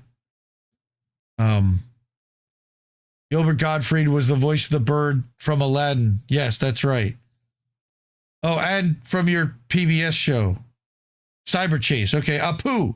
Yes, he was the voice of Apu. He also did the aristocrats joke after 9/11 at the Friars Club and brought the house down. R.I.P. to Gilbert Gottfried. Very funny man. Funny man. Very annoying voice. Not his real voice, by the way. Allegedly, there were people who heard his real voice, and but yeah. So what do you think of false flag season? Are we gearing up? What's going on? Cuba installed 5,000 Chinese solar systems. Well, that's good, because I certainly don't want Elon Musk getting his grubby fingers on it with Starlinks and with power walls and Tesla solar roofs and tiles. All right. You thought it was pronounced Qatar? I think it is pronounced Qatar, not Qatar. At least I remember Hinkle crying like a girl about how to pronounce it. Well, that's a whole other... Okay. Anyway. Yeah, oh, you meant the comment about Ghost Star, but Iran, the Iran one works too, right? Too much. And again, Cuba, it's tragedy what's happening there. And this is, again, being done as, in a way, partly to distract, but partly it was part of this whole North American technate and the shield of the Americas.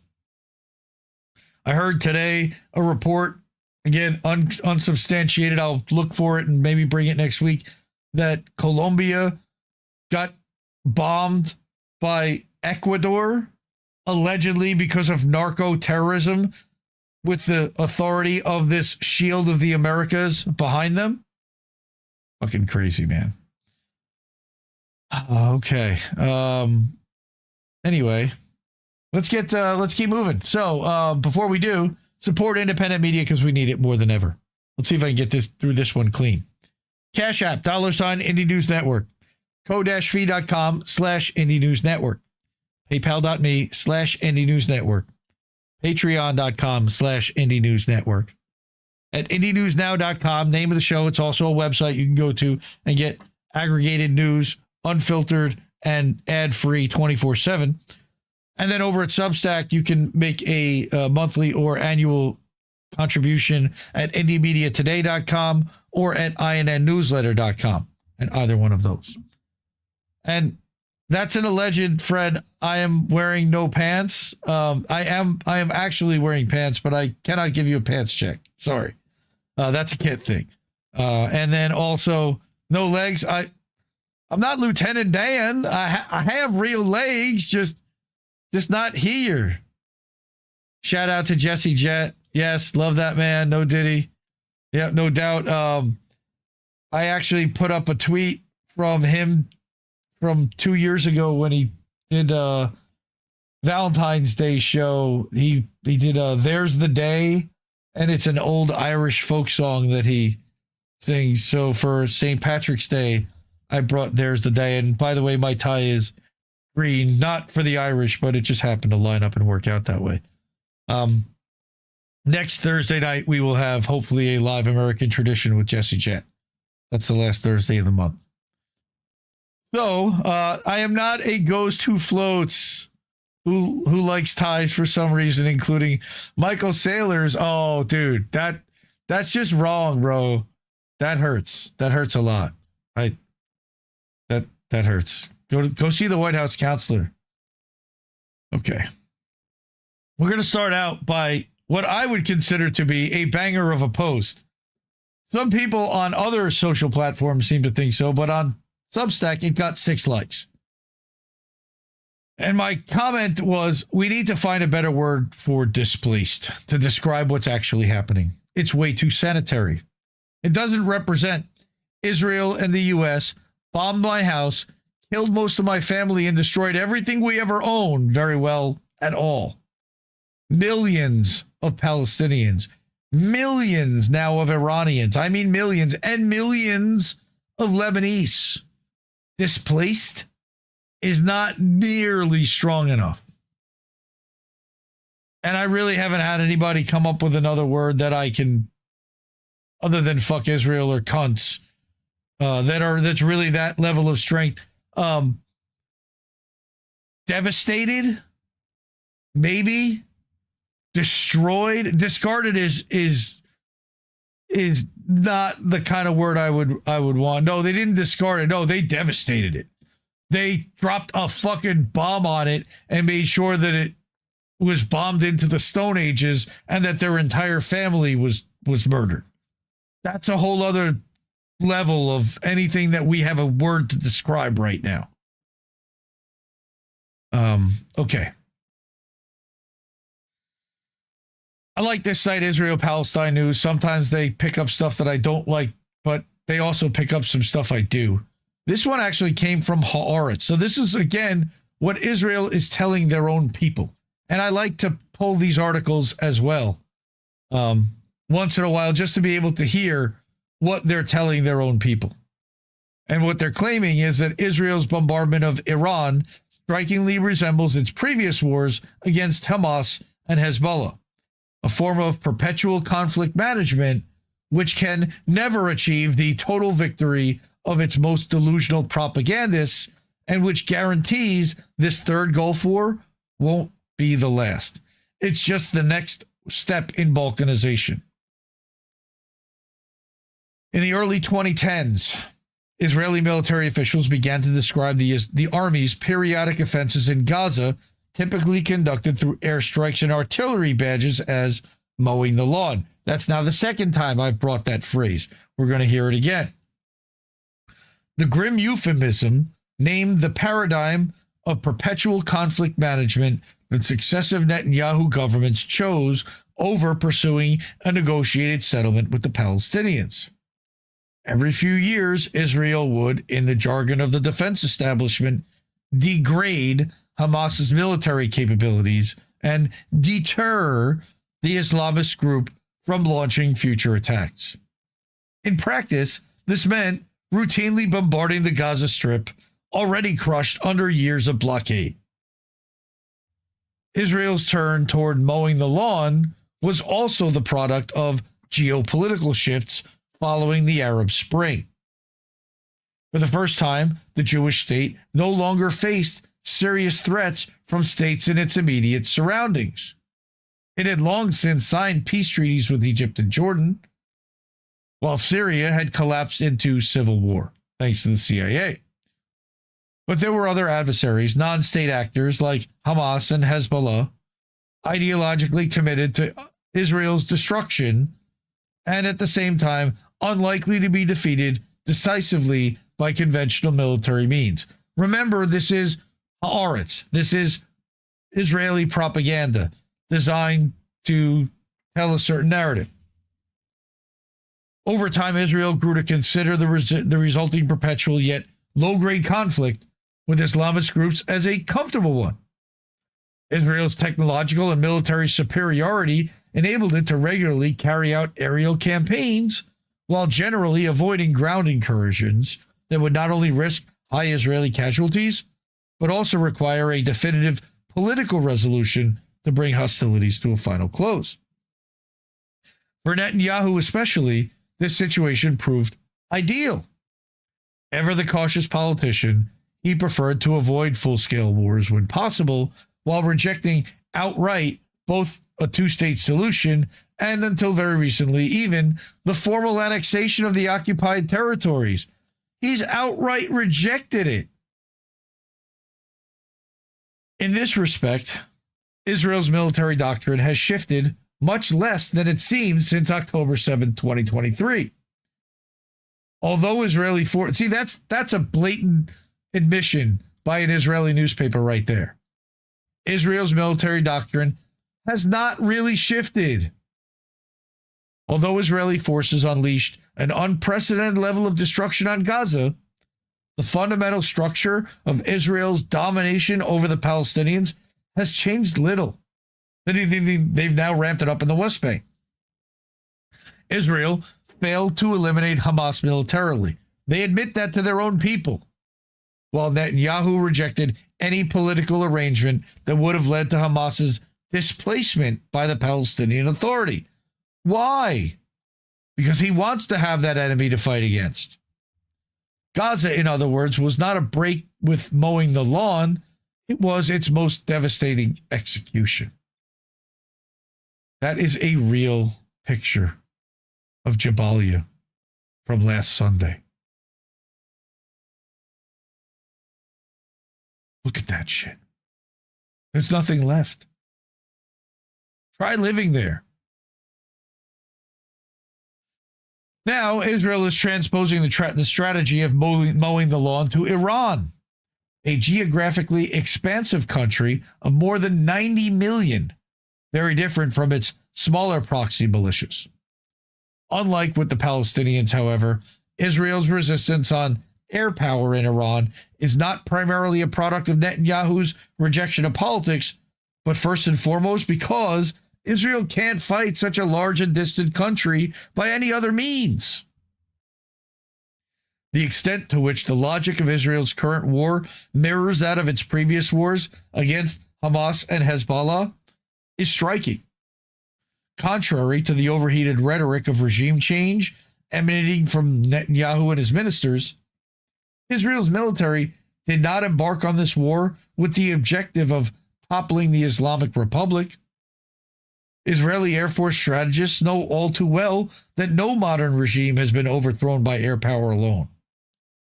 Israel cannot actually achieve the total victory of which its most delusional propagandists have begun to dream, not without the United States intervening. Instead, Israel, in the meantime, seeks to degrade and deter Iran and its military capabilities, so that Iran cannot threaten Israel in the future. Everything else, regime change, democratization, is, as the Hebrew expression goes, a bonus.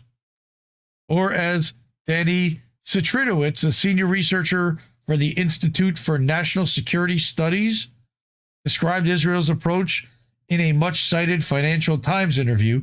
That means it's from a Mossad agent. Quote, "If we can have a coup, great. If we can have people on the streets, great." Which they did. If we can have a civil war, great. Israel couldn't care less about the future or the stability of Iran. No, they wanted to degrade into civil war. They wanted to degrade into open slave markets like they did with Libya.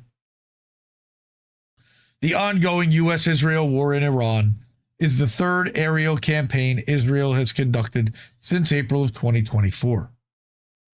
The repetitive, bloody cycle has already begun. Israel's air superiority, combined with the overwhelming might of the U.S. military, has enabled Israeli jets to fly sorties over Tehran of the kind it long conducted over Gaza City and Beirut without losing a single plane.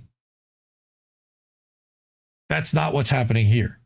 And if striking Iran had previously been imagined as an impossibly risky endeavor, in the span of less than 2 years, it's come to seem to many Israelis as almost mundane, as has the reality of unceasing war.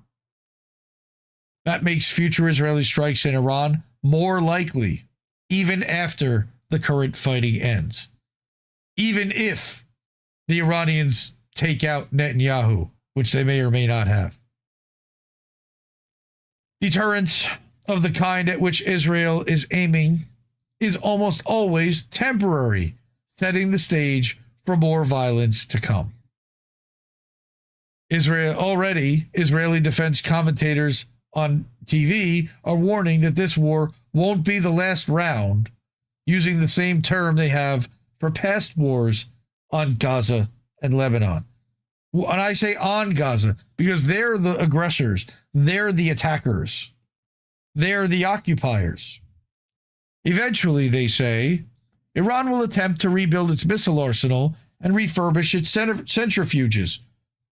And Israel will set out to strike again to mow the lawn, this time 1,500 kilometers away. When asked during his press conference Thursday night, last week, Netanyahu didn't rule out the possibility that after the war ends, Israel would find it necessary to do so. Of course. Israel's perpetual conflict management is possible because of its power. Again, remember, this is coming from Israeli propaganda. Its raw military might, and no less important, the immense support it enjoys from the United States. At least Haaretz is willing to admit it. Yet, Israel's reliance on mowing the lawn is perhaps counterintuitively is also a marker of its weakness. Its inability to defeat and dismantle with finality the forces that antagonize it. Because they're not being antagonized, you fucking retard. Sorry, I'd use the word I hate using. But these are morons. These are idiots. These are propagandists. These are monsters. Whether it's in Hamas in Gaza or Hezbollah in Lebanon or now the Islamic Republic of Iran, fuck you and fuck Israel. A strategy born of perhaps understandable pessimism, perpetual conflict management dooms Israelis to live forever by the sword and civilians across the region to live in fear of yet another round of war caused by Israel. There are alternatives, namely diplomacy. But without a radical change in Israel's geostrategic orientation, you mean their leadership, and in the determination of Israel's adversaries to fight it out no matter the cost, the Third Gulf War, as it has come to be known, is unlikely to be the last. Fuck Haaretz. Fuck these clowns. Again, I just wanted to see what they're saying to their public to justify these attacks, as they're also being attacked by Iran. None of this acknowledges the fact that Iran is firing missiles that are getting through the Iron Dome and hitting in Tel Aviv and elsewhere around the country. Dimona, the nuclear weapons facility that nobody wants to talk about. This is a heartbreaking article that was published by Indie Media Award honoree Brett Wilkins from Indie Media Award honoree Common Dreams. They were all I had. Lebanese father buries 4 parents, 4 daughters killed by an Israeli bombing. His parents and his daughters. One journalist said that the massacres are multiplying as IDF bombing kills hundreds of Lebanese and Palestinian civilians, and U.S.-Israeli airstrikes kill and wound thousands of Iranians. Thousands! A grieving Lebanese father said he buried his parents, 4 young daughters, and other relatives on Friday after they were killed by an Israeli airstrike. One of many that have wiped out families in Gaza, Lebanon, and Iran. Fuck Israel. I lost 4 of my children, 4 daughters. They were all I had. That's what he told Al Jadid TV, an independent Lebanese outlet. 4 daughters, Zainab, Zahra, Malika, and Yasmin. And my mother and father, praise be to Allah. God's greatness is abundant. This is Gaza all over again. Indie Media Award honoree Andy Worthington points out. The Lebanese man discusses the deaths of his 4 children, his mother and his father. What has become of the world that a genocide can be repeated like this? I'm not going to play the video. Also, according to Al Jazeera, the man's brother-in-law and nephew were killed in the airstrike. The Israeli enemy says every day that it's targeting infrastructure. Is that the infrastructure?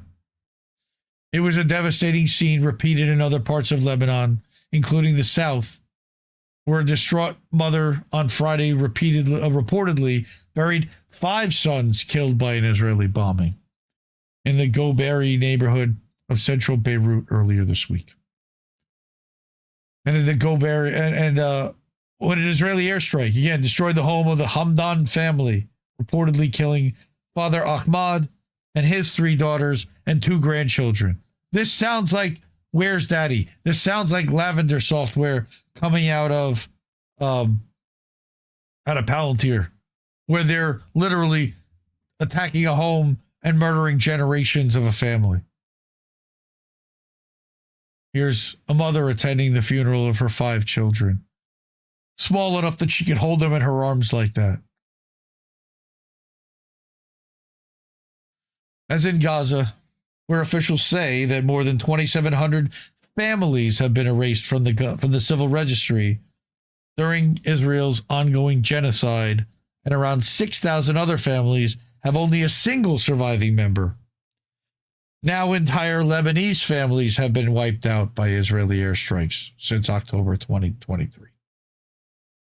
In one such strike on the Maronite Christian village of Aitu in October of 2024, members of 4 generations of one family were killed, with 22 victims ranging in age from a 4-month-old infant to a 95-year-old grandmother, great-grandmother.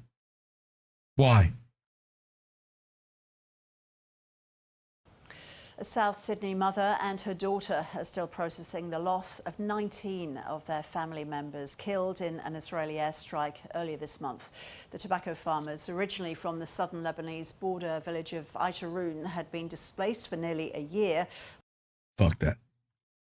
More than 800,000 Lebanese have also been forcibly displaced. That's why I brought that earlier about displaced is not enough to describe what 800,000 people are having to deal with, where mothers are burying 5 of their children simultaneously. On Friday, the Doctors Without Borders from France issued a statement highlighting the war's impact on families. Quote, "We're seeing a similarity to what we saw the past 2.5 years in Gaza. Broad evacuation orders, constant displacement of thousands of families, and then systematic bombing on densely populated areas. After 15 months of a fragile ceasefire that failed to stop the violence in Lebanon, families are once again trapped between fleeing or facing bombs. Israel says it's attacking Lebanon to stop Hezbollah rocket and other attacks, which have killed dozens of Israeli civilians and wounded even more." Well, maybe you shouldn't have invaded fucking Lebanon in the first place, you fucking monstrous assholes. Journalist Lila Younes told Democracy Now! On Friday, and Democracy Now! Is an NED CIA cutout, that the massacres are multiplying in Lebanon, pointing to an Israeli airstrike on a Sidon home that again reportedly killed at least 8 people and wounded 9 others at least. We saw Syrian refugees displaced, already killed. 7 killed in a massacre in Tamnin in the Bekaa Valley.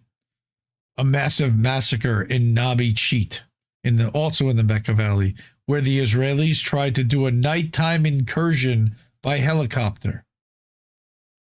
Lebanon's health ministry said Friday that an Israeli airstrike on a health center in Burj Khalifa, southern Lebanon, also killed 12 medics. This was clearly targeted. So now they're going to do what they did in Gaza and go after the healthcare workers. So that the healthcare workers that would actually be able to patch up the sick and the infirmed, Lebanese officials said Friday that 773 people, including 103 children, have been killed by Israeli forces since March 2nd. This in addition to Israel's 2023 to 25 attacks on Lebanon that also killed more than 4,000 people. That also included nearly 800 women and over 300 children. In Iran, authorities said more than 1,300 civilians had been killed and over 10,000 others injured by U.S. and Israeli bombing since February 28th. More than 200 women and over 200 children have also reportedly been killed of those 1,300 civilians. Most of the 175 Iranians killed in a February 28th cruise missile strike on a girls' school in Minab, an attack that was almost certainly carried out by the United States, were children, according to Iranian government and medical officials and international investigations. And here are all those girls. What a tragedy. Whiskey Pete ordered them executed. Israeli attacks on Iran during last year's 12-day war, quote unquote, also killed more than 1,000 Iranians, including 436 civilians, while Iranian counterstrikes killed 28 people in Israel. How many of them were IDF? In Gaza, because I know that Iran normally only attacks military targets. So notice how that language says 28 people in Israel, but my guess is that they were all soldiers.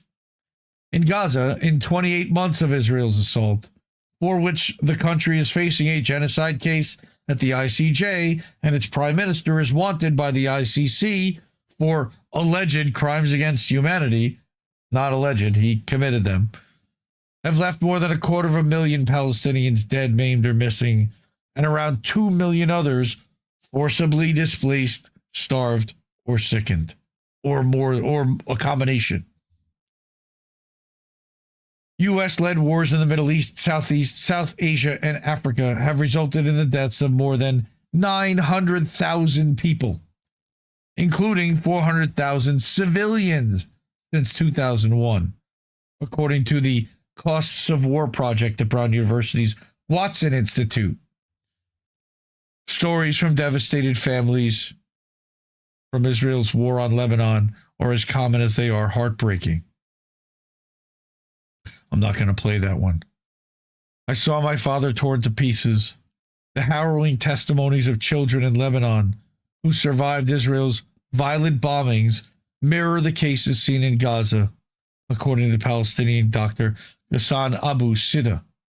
Now, if you remember, he was actually prevented from speaking at a conference in London, in Germany, and put on a plane and sent back to London when he went there to speak. In a recent interview, Dr. Abu Sida, now working in Lebanon, denounced Israel's criminal war on children in Lebanon, Palestine, and across the region. According to the latest data here, over 680 people, including 89 children, had been killed in Israeli attacks in Lebanon in less than 2 weeks. So the teenager in that video says, I was sleeping when the Israeli jet bombed the area. My father, my mother, my sister-in-law, and her children were all killed. I saw my father torn to pieces. I wish I had died instead of seeing my father like that. Fuck Israel again. Worse, they're still doing this in the West Bank too. They're still mowing the lawn, and this story came out horribly, and NBC News butchered it. It's even worse than they described. NBC News incorrectly says that Israeli soldiers fired on a car carrying a family in the northern West Bank. That's correct. Killing 4 people, including 2 children. Well, not exactly. Israel's military and police said in a joint statement, the shooting was under investigation. Yeah, sure. We investigated ourselves and found no wrongdoing. Nobel Prize winner Mossab Abu Toha corrected this NBC News report by saying it's not 4 people, including 2 children. It's 2 parents and their 2 children, aged 5 and 7, who were killed. The 4 of them, they were shot in the head, in the face. This is what your post must include. Your headline should read like this. In a terrorist attack, Israel killed 2 parents and their 2 children after shooting them in the head and face. Thank you for your attention to this matter. Fuck Israel. And here we go. Across the occupied Palestinian territory, people continue to face lethal force and other attacks that cause casualties, destroy property, and displace families, further deepening humanitarian needs, which are also not being met. Palestinians must be protected and perpetrators held accountable. So this is yet another map of just the fatalities in the past 2 days, the 14th and 15th of March. 2 parents, a mother pregnant with twins, their son and another boy killed in an Israeli airstrike. 8 Palestinian police personnel killed in a strike. 1 man killed by Israeli gunfire settlers, by Israeli settlers via gunfire.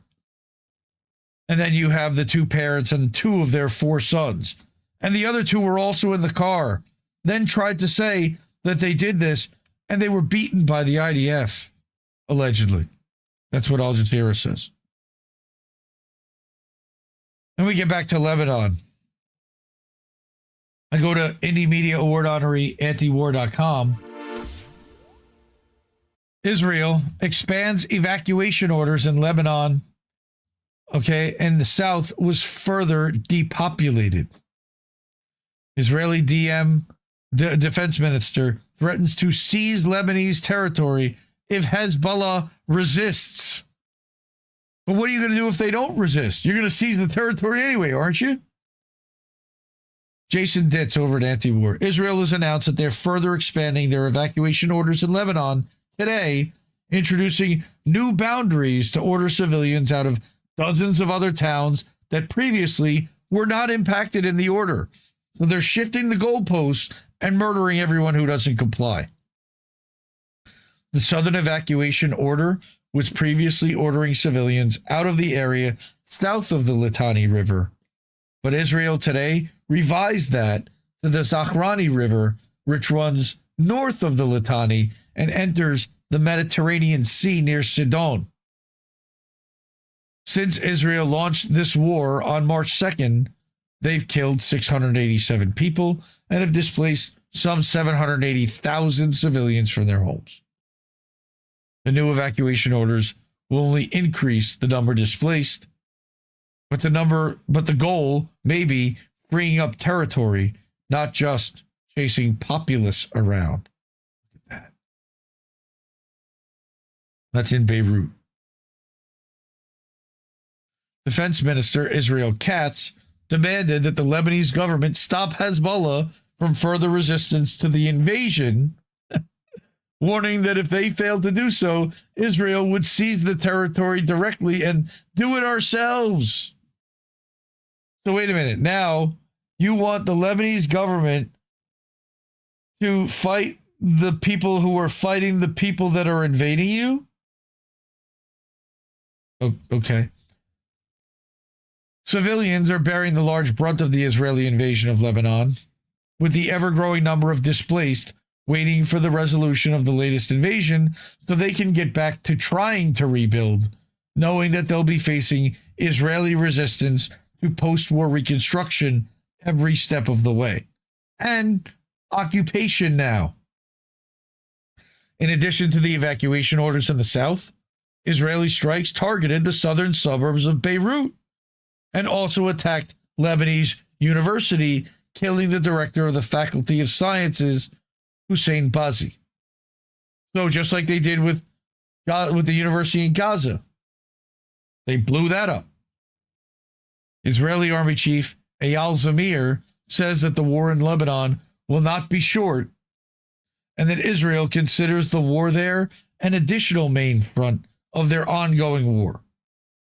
17 have already been reported killed and 35 wounded so far in Israeli attacks today. And this was written 5 days ago. Fuck Israel. This is just their expansionist nonsense, and they're getting away with it. Here's In Context showing a video. على الهواء على الضاحية الجنوبية لمدينة بيروت هي أول الغارات. نعم آدم.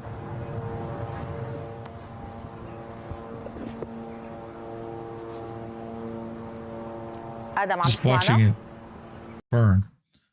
Israel's bombing of southern Beirut continues. That was today. Israeli Finance Minister Bezalel Smotrich claimed that Dayeh will become Khan Yunis, which means that all these buildings will be leveled and turned to rubble, and everybody there left will be murdered.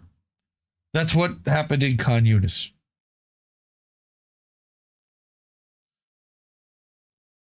For those who don't know, Rania Khalek, as a member of Breakthrough News, is also an Indie Media Award honoree.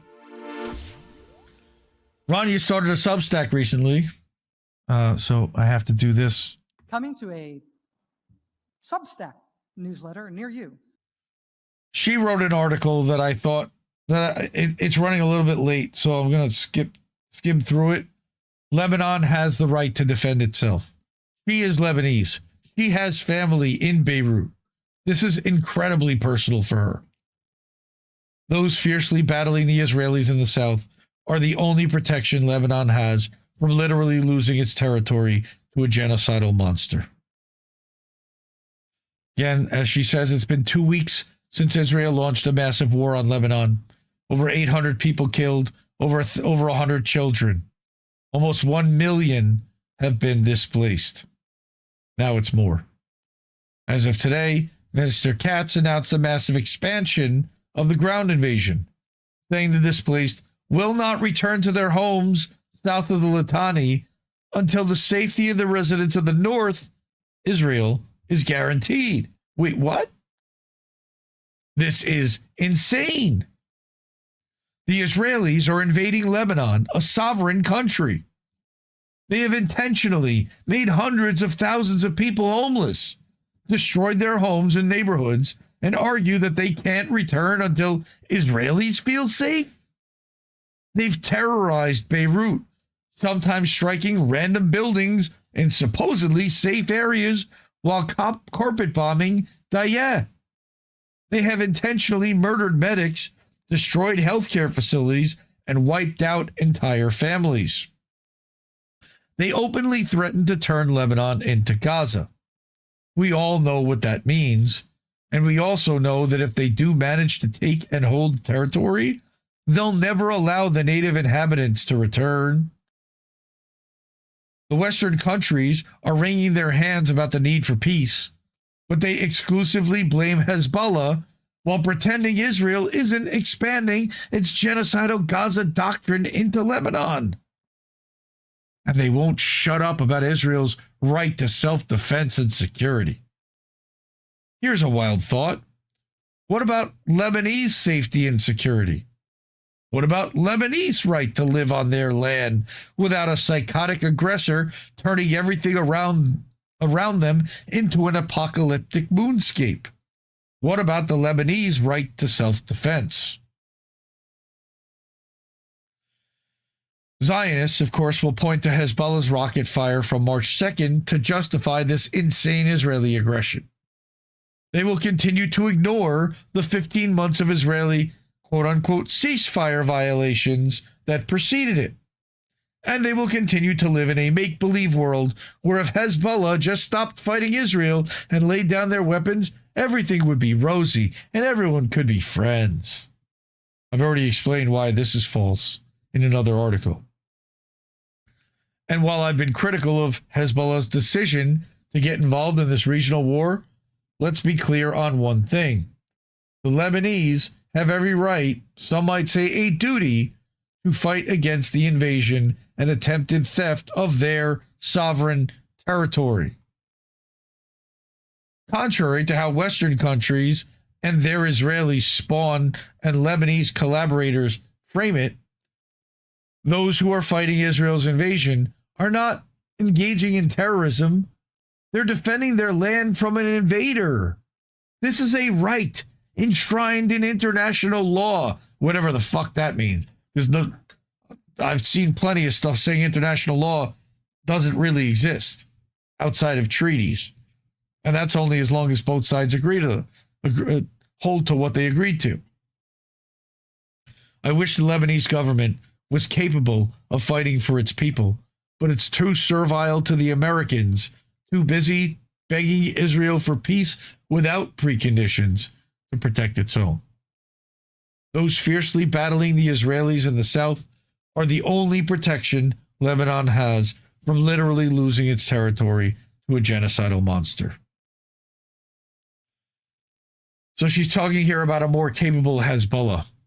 While nothing is guaranteed, it's worth remembering that the Israelis have repeatedly failed in their invasion attempts. Hezbollah grew out of Israel's 1982 invasion and occupation, and the Israelis were eventually kicked out in 2000. Israel's invasion failed again in what was considered a humiliating defeat in 2006. And again in 2024, when it could be argued that Hezbollah was at its weakest, having lost its entire senior leadership following the shock and disorientation of Israel's criminal pager attack. Hezbollah in 2026 is so far proving itself to be more capable than the Hezbollah of 2024. I don't know if I agree with that, but okay. They're fighting in collaboration with Iran, which has exceeded expectations against the Americans. Again, the 2026 version also had 2 years to recover from that attack. It's unclear why the Israelis think today's invasion of Lebanon will be any more successful than in the past. Only time will tell. Again, this could be another one of those mowing the lawn things where they're not necessarily looking to have the end of it all, but to reduce the power of Hezbollah once again. That's my take on that. And then, of course, we have this insane story, another Brett Wilkins and Common Dreams. All right, go subscribe. IndieMediaAwards.substack.com. You can get all their bios. All right. Ghostart said he caught some of Ranya's live stream earlier today. She's with, again, Breakthrough News. So go check that out. Of course, IDF dropped the case against the soldiers accused of raping a Palestinian prisoner because Israelis fought for the right to be able to rape. Disgusting. And that's not alleged, that's real. This is a 7-minute article that was written again by Brett Wilkins. I'll encourage everyone to go read it. But basically, they've dropped the charges and elevated one of their soldiers that admitted to doing it to a national hero. He's been all over television. It's unreal. It's a total war crime. I mean, it's beyond, it's a crime against humanity. Israel's military AG just gave his soldiers license to rape, so long as the victim's Palestinian. Wow. I got more. This one, dude, oh, this is a great video. Okay. So this is like a little bit of resistance and a little bit of feeling, a little bit of feel good in a segment that had a lot of negativity and bad shit happening. This guy, this is, I believe, in the Belgian parliament, somewhere in Europe. It might even be the European Parliament. But he addresses the Israeli ambassador, the Israeli delegate, or somebody there asking to think about Israel.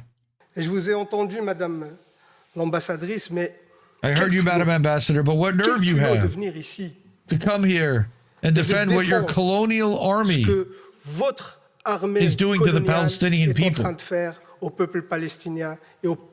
Lebanese people. Quel culot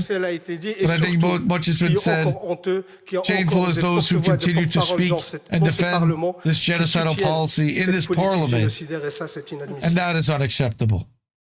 Fuck yeah, dude. I know who that guy is. Belgian MP confronts the Israeli ambassador in French. Good for you. Fuck that. Fuck Israel. Fuck that country. All right. More about the West Bank. Because whenever they feel like taking a house, they just decide to occupy it. The Palestine Chronicle reports here from Ramallah, I like the house, when Israeli soldiers turned the Palestinian homes into barracks. So they literally occupy it and kick the people out. Dalwabesh described what happened to his family around midnight last Tuesday. Israeli soldiers surrounded their home and ordered the family to evacuate immediately. Without offering any explanation, they informed him that they intended to occupy the house for 2 full days. The house, located in the town of Duma, south of Nablus, is home to a family of 9. Yet this didn't stop the soldiers from ordering the family to leave their warm home so it could be turned into a military barracks. In recent weeks, Israel has intensified the illegal seizure of Palestinian homes in the West Bank, converting them into temporary military barracks and, in some cases, field interrogation centers for detainees. Israel claims such actions are necessary for security during the current escalation with Iran. Fuck Israel. In reality, Palestinian families are forced from their homes into the bitter cold and darkness of night, often without shelter or any indication of when they'll be allowed to return. There are no precise statistics on the number of homes occupied in this manner, but the practice occurs almost daily, and the occupations are typically temporary, lasting anywhere from a few hours to several days. A similar pattern was documented during the previous escalation with Iran last June. Okay, at that point, they had recorded at least 32 incidents in which Israeli soldiers seized approximately 243 Palestinian homes, whether inhabited or not, as well as the roof of a school. These seizures, like I said, lasted from several hours to several days. So, according to the report, some families were allowed to remain in their homes, but many others were forcibly evicted and permitted to return only after the soldiers withdrew. At least 1,300 people were affected, many of whom came back to find their homes trashed. Wabanesh described what happened to his family. Again, around midnight Tuesday, Israeli soldiers surrounded their home and then ordered them to evacuate immediately. Iyad tried to persuade them to allow them to at least remain in the house, but the soldiers refused. Instead, they instructed the family to collect their personal belongings and leave, saying the occupation of the house would continue until the following morning. I told them that I have a sick son and a family of 9. What are we supposed to do? He said. They replied, figure it out yourself. Fucking animals. So we went down to the first floor where my married son lives and spent the night there. The family soon discovered that at least 50 Israeli soldiers had taken over the house, turning it into a military barracks and a field interrogation center for Palestinians who'd been arrested during raids in the town that night. I'm sure that's exactly what they wanted their house to become, right? Shortly before dawn, Wabshe prepared suhoor meals and attempted to bring food to the detainees being held inside his home. Of course, the soldiers refused and ordered him to return downstairs. God forbid you fed a hungry prisoner. The following morning, he approached the commanding officer to ask, when did the soldiers plan to leave? The officer said there had been a security update and they would be there at least until now 5 p.m. So now it's a full day. I asked him why he chose my house specifically. He said he told me he liked the way it looked, so he decided to occupy it. If somebody else wasn't going to steal it, I would. Later that evening, the soldiers withdrew and released the detainees, but they left the house in a deplorable condition. The family found furniture smashed, garbage scattered everywhere, and the bathrooms left filthy. According to the owner, the Israeli soldiers had also deliberately vandalized the bedrooms, because why not? A military vessel, a vehicle, crashed into the external staircase of the house, breaking part of it, and also damaged several trees planted in the garden. We cleaned the house from the moment they withdrew until the following morning, and it still feels filthy. Our lives were turned upside down after just 2 days of occupation. They deliberately humiliate us, even in our own fucking homes. So there's more to this article. You can read it over at the Palestine Chronicle. I got one more thing I want to get to. Real quick. Mohammed Safa. He is literally the Palestinian representative at the United Nations. They've given him the Francesca Albanese treatment. He's now been debanked. I am financially censored. All the banks closed my bank accounts for criticizing Israel and U.S. war crimes at the UN. I cannot have a bank account. I cannot have a credit or debit card. I cannot make or receive payments. I'm not a criminal. I represent people's voice at the United Nations. And there are the letters that are sent by the banks to Mohammed Safa, which seems like that would be Germany. Fuck Israel in so many ways. I don't even know what to say next. But again, like I said earlier, we need to find a better word for displaced to describe what's happening, because it's too sanitary. All right? Because it doesn't represent Israel and the U.S. bombed my house, killed most of my family, and destroyed everything we ever owned very well at all. Displaced is not nearly strong enough. Devastated is about as close as I could possibly get. Fuck Israel. All right. But yeah. Oh man, it's late. Sorry about that, everyone. I got a lot. I told you I got a lot, and I still got a lightning round where there's some ice shit to talk about. So stick with me, but support independent media because we need it more than ever. I don't know too many other shows that do it around the world, around everything that Israel war crime watch is doing, but I really appreciate you guys for doing that.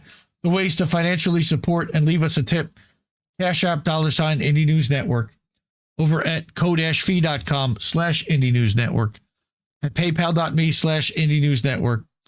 You can subscribe monthly at patreon.com/Indie News Network. That'll give us a monthly payment.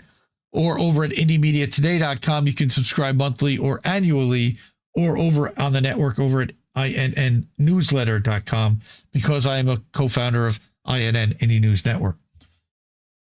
Okay, or IndieNewsNow.com. I just forgot to mention, that's the name of the show. It's also a website where you can see news from over 100 sources, including a lot of the material that I've been showing here tonight. Okay. So the first story that I brought, that I had here about the lightning round. Lightning round. We're going to whip through these, I promise, and then we'll get out of here after the GoFundMes. So this is another Indie Media Award honoree, Mondo Weiss. Right? Mondo Weiss did a story about Leka Cordia. Leka Cordia is another Columbia University student who was literally detained for a year in ICE detention. I had this story set out the other day, and then yesterday, March 16th, she got let out, and she's now free. So I had to update my story. It's crazy what's happened to her and how she's been persecuted. She is a Ivy League student, brilliant, from Paterson, New Jersey, Palestinian, and they have been trying to deport her. Bad, like multiple times. And they have not been able to, and multiple judges keep ordering her released, and they keep fighting to get her out because she speaks on behalf of the Palestinian people. Fuck Israel for that. And we're glad that Leka Cordia is now free. Next story. Miss Rachel, you've heard of her, right? Miss Rachel, I follow her on Instagram. She put this post up. Who are these people? Oh, thank you. Appreciate that. $10. See that? That's the ko-fi.com. Appreciate that. Sean, you're the best. Love you, man. All right. Miss Rachel, one of the most shocking things I heard when talking to a mom at Dilley Immigration Detention Center in Texas is that parents are paying $39 a day for drinkable bottles of water. They give that water to their kids, and they drink the tap water that makes them sick themselves. If I understood correctly, babies who need water for formula need a medical note for the bottled water. Do they have to fill out that note themselves? I will share more soon. The cruelty is shocking. Who pays that? Private prisons pay. Well, we all pay that, and we're paying the private prisons to do that. Miss Rachel, my wife. That's funny, Sean. If she is your wife, God bless her. Well, God bless her anyway. But Miss Rachel, that Miss Rachel is something else. Finally, also having to do with ICE, there was one other ICE story that I had, and now I don't know where it is. Finally, then, hold on. Let me find that story, because I did want to make sure I had it. Good, as long as we're here. Oh, this is the one. It's an Instagram video. And let me grab that, because this is another one you need to see. All right. This is talking about how cops and ICE are working together to stop people, but why and how is really frightening. So let me unmute. Let's go back here. And this is from Proton Privacy, funny enough. Our license plate trackers, and the Border Patrol is using them to track people. The Associated Press found the Border Patrol collects Americans' travel patterns using license plate trackers and hidden roadside cameras, and analyzes these patterns using AI, looking for anything suspicious. Driving on back roads, taking shorter than usual trips, using a rental car, or even having out-of-state license plates. If anything is flagged, Border Control then contacts local law enforcement, who conducts a whisper stop. Officers will then use a minor pretext like speeding or window tint to pull the driver over and ask them where they're going and why. It's called a whisper stop because the Border Patrol wanted to keep this program hidden, even urging prosecutors to drop criminal cases rather than reveal why the traffic stop was triggered. In most of these cases, the drivers had done nothing wrong and wouldn't have even been pulled over. The sheriff deputy was quoted in court filings as saying 9 times out of 10, nothing suspicious was found. Yet the surveillance network reaches from the Mexican border into cities like LA and Dallas, and from the Canadian border into Detroit and Chicago, and Congress just gave it more funding. Those are license plate trackers. 100 miles in because of that whole Border Patrol thing. So they can basically screw with people for up to 100 miles in from any border. Okay. So you need to know that, because even if you just drive in a weird pattern and cops are noticing it and you're in those areas, you might find yourself whisper stopped. And then all of a sudden you have Border Patrol pulling you over also. Unreal. All right. Now, finally, this is the finally I did want to mention. Breaking news. Whitney Webb is back. Her first live stream appearance of 2026, live with Ryan Christian from The Last American Vagabond. Okay. Was on Rumble. Actually, she did one with Redacted, I think, the week before, but we don't like those guys. They stole Lee Camp's name and brand and everything, but that's a whole other story for another day. Get smarter, guaranteed. Watch this 90 minutes. I did bring this. Jason Bassler from the Free Thought Project makes like little square videos of edits for Ryan at The Last American Vagabond. And I guess I went to this one. This is at the Substack, tlavagabond.substack.com. This is the full interview, ad-free. You can watch right here. All right. They're talking about her article about Andrew Farkas. All right. And this is another connection in the Epstein story, and how he had this port in the Virgin Islands that was essential toward the trafficking and the smuggling operation. So read Whitney's article. It's a long one. I think it's a 62-minute read, all right, that she published on March 10th. So she is back She says she's going to be doing more stuff for her paid community. So if you can subscribe to unlimitedhangout.com, it's $5 a month. I've been subscribed for years. It's well worth it for me, and I get a ton of value out of it. There's also a private Telegram group for paid subscribers. And you got to pass through a couple of verifications just so they know you are who you say you are. But yeah, Whitney and Ryan are two of the best. Also, both Indie Media Award honorees. Naturally, first ballot Hall of Famers. I mean, they're two of the people I respect the most in this space. Okay, so that was our lightning round. That didn't take long. I promised that it wasn't going to be long. And then we'll just get to our GoFundMe's real quick before we do that. Like Sean just did, support independent media because we need it more than ever. Thank you. Really appreciate that. The ways to do that are with Cash App, $ Indie News Network. If you can't, by the way, just share the show. Share the show. Tell people about it. Tell people to subscribe to INN. Share the videos and the clips and like the stuff as we put it out on social media. Share it there as well. But co-fi.com/Indie News Network. That's what Sean did. It popped up the alert. Okay. Then paypal.me/Indie News Network or patreon.com/Indie News Network.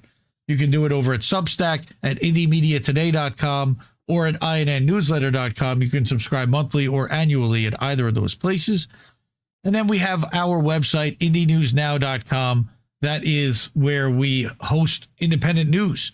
We pull in more than 100 different sources, including INN, but a bunch of other independent sources as well, and serve that to you ad-free 24/7. Okay. Now we're going to just quickly go to the GoFundMe's, and then we'll get out of here. I know it's late and I'm running long. I thank everybody for hanging with me. So, Shanda, first of all, some friends went to go visit Shanda last week, and they said that she's hanging in there and she loves us all and she appreciates all the support and all the donations to her GoFundMe. She does still have expenses ongoing, so thank you to everyone who does contribute. This is her GoFundMe for her round 3 cancer battle. And you know, we wish her well and we love Shanda. So that's our link for Shanda's GoFundMe. And remember that Shanda is also an Indie Media Award honoree herself as an outstanding broadcaster and live streamer with her partner in crime, Oz the Boomer. Next, we have Natalia. Natalia Vlechkova was taken by ICE into custody after a routine traffic stop, and what was believed to be an expired registration. Turns out it wasn't. They impounded the car, they arrested her, and she's been in ICE detention now for more than 8 months, fighting deportation to Ukraine, where she was granted asylum by the United States to leave under the threat of fear for her life. She's appealing that hearing. She's in ICE detention pending the appeal, and certainly she could use our help if it's possible. I know times are tough for everyone, so if you're unable to, we totally understand. But I did want to put a link to this GoFundMe if you're able to help and you want to fight what ICE is doing to people who are here doing the right things, that are trying to go through the right process and caught up in this whole mess. That's somebody that certainly could use your help. And then we finally tonight have Aspen Martin, our friend Aspen from the Assange family. Justice for Aspen, the number 4 Aspen. And Aspen was arrested being a passenger in a car that she did not know contained quantities of drugs that qualified for trafficking. So she is being accused of drug trafficking and facing decades in prison, possibly. So we're trying to raise money for her lawyers and for her defense, both lawyers and experts, as well as for her to live in the meantime. So I really appreciate anything that anybody can do for our friend Aspen.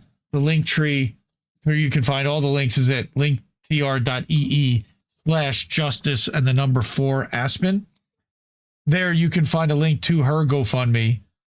There's also a link to our one-on-one conversation interview that we did, that I did with her and her mom, Halo Benson.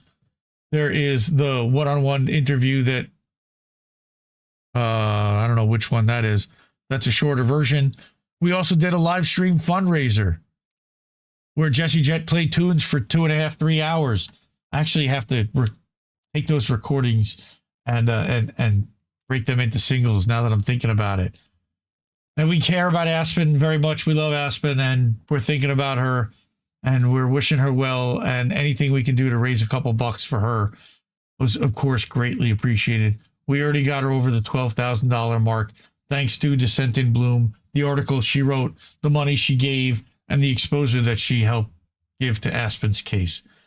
Could not have done it without her. Thank you. And I've been talking all night about IndieNewsNow.com. This is what the website looks like. It's a very simple 3-column news layout site that just has the headline, a photo, and a couple of tags, and a link to the original article or video.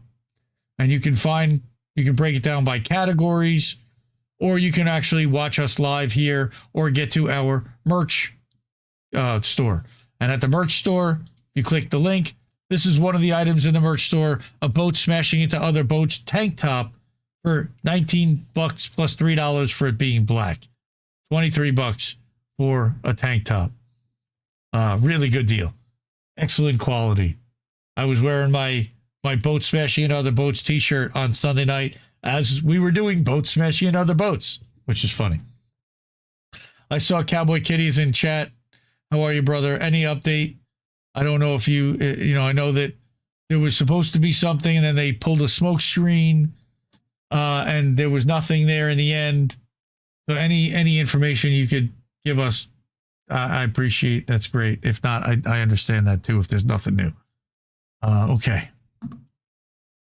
That was a long one. I'm sorry. And I'm not sorry. Because we had a lot to cover. There's a lot of good material. Before we get out of here, support independent media. Cash App, $ Indie News Network. Ko-fi.com/Indie News Network. PayPal.me/Indie News Network. Patreon.com/Indie News Network. Over at IndieNewsNow.com. That's the site I just showed you. Or at the Substacks at INNnewsletter.com or at IndieMediaToday.com. Okay. So, support independent media because we need it more than ever. I will see you next Tuesday. I love you all. See you soon, fam. No! We just fucking lost the stream!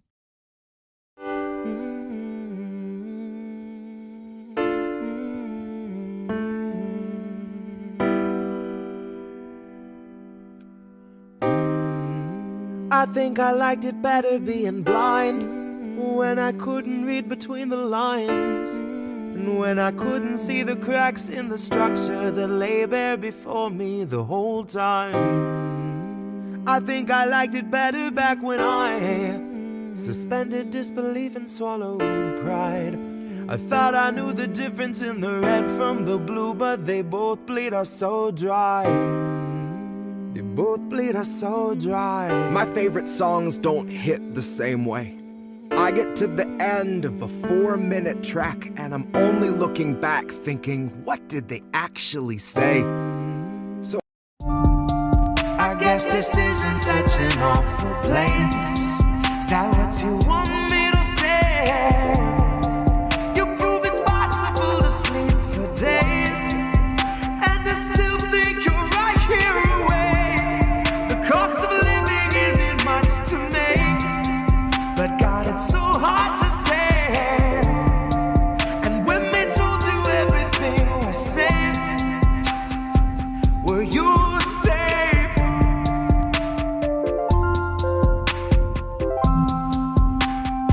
Were you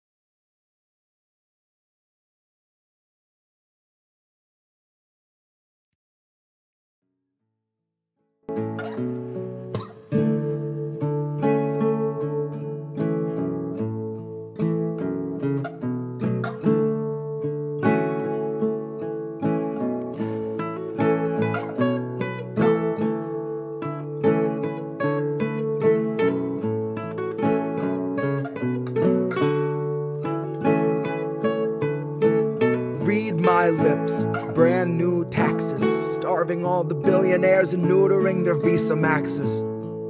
Topple Congress off their axis, mobilize the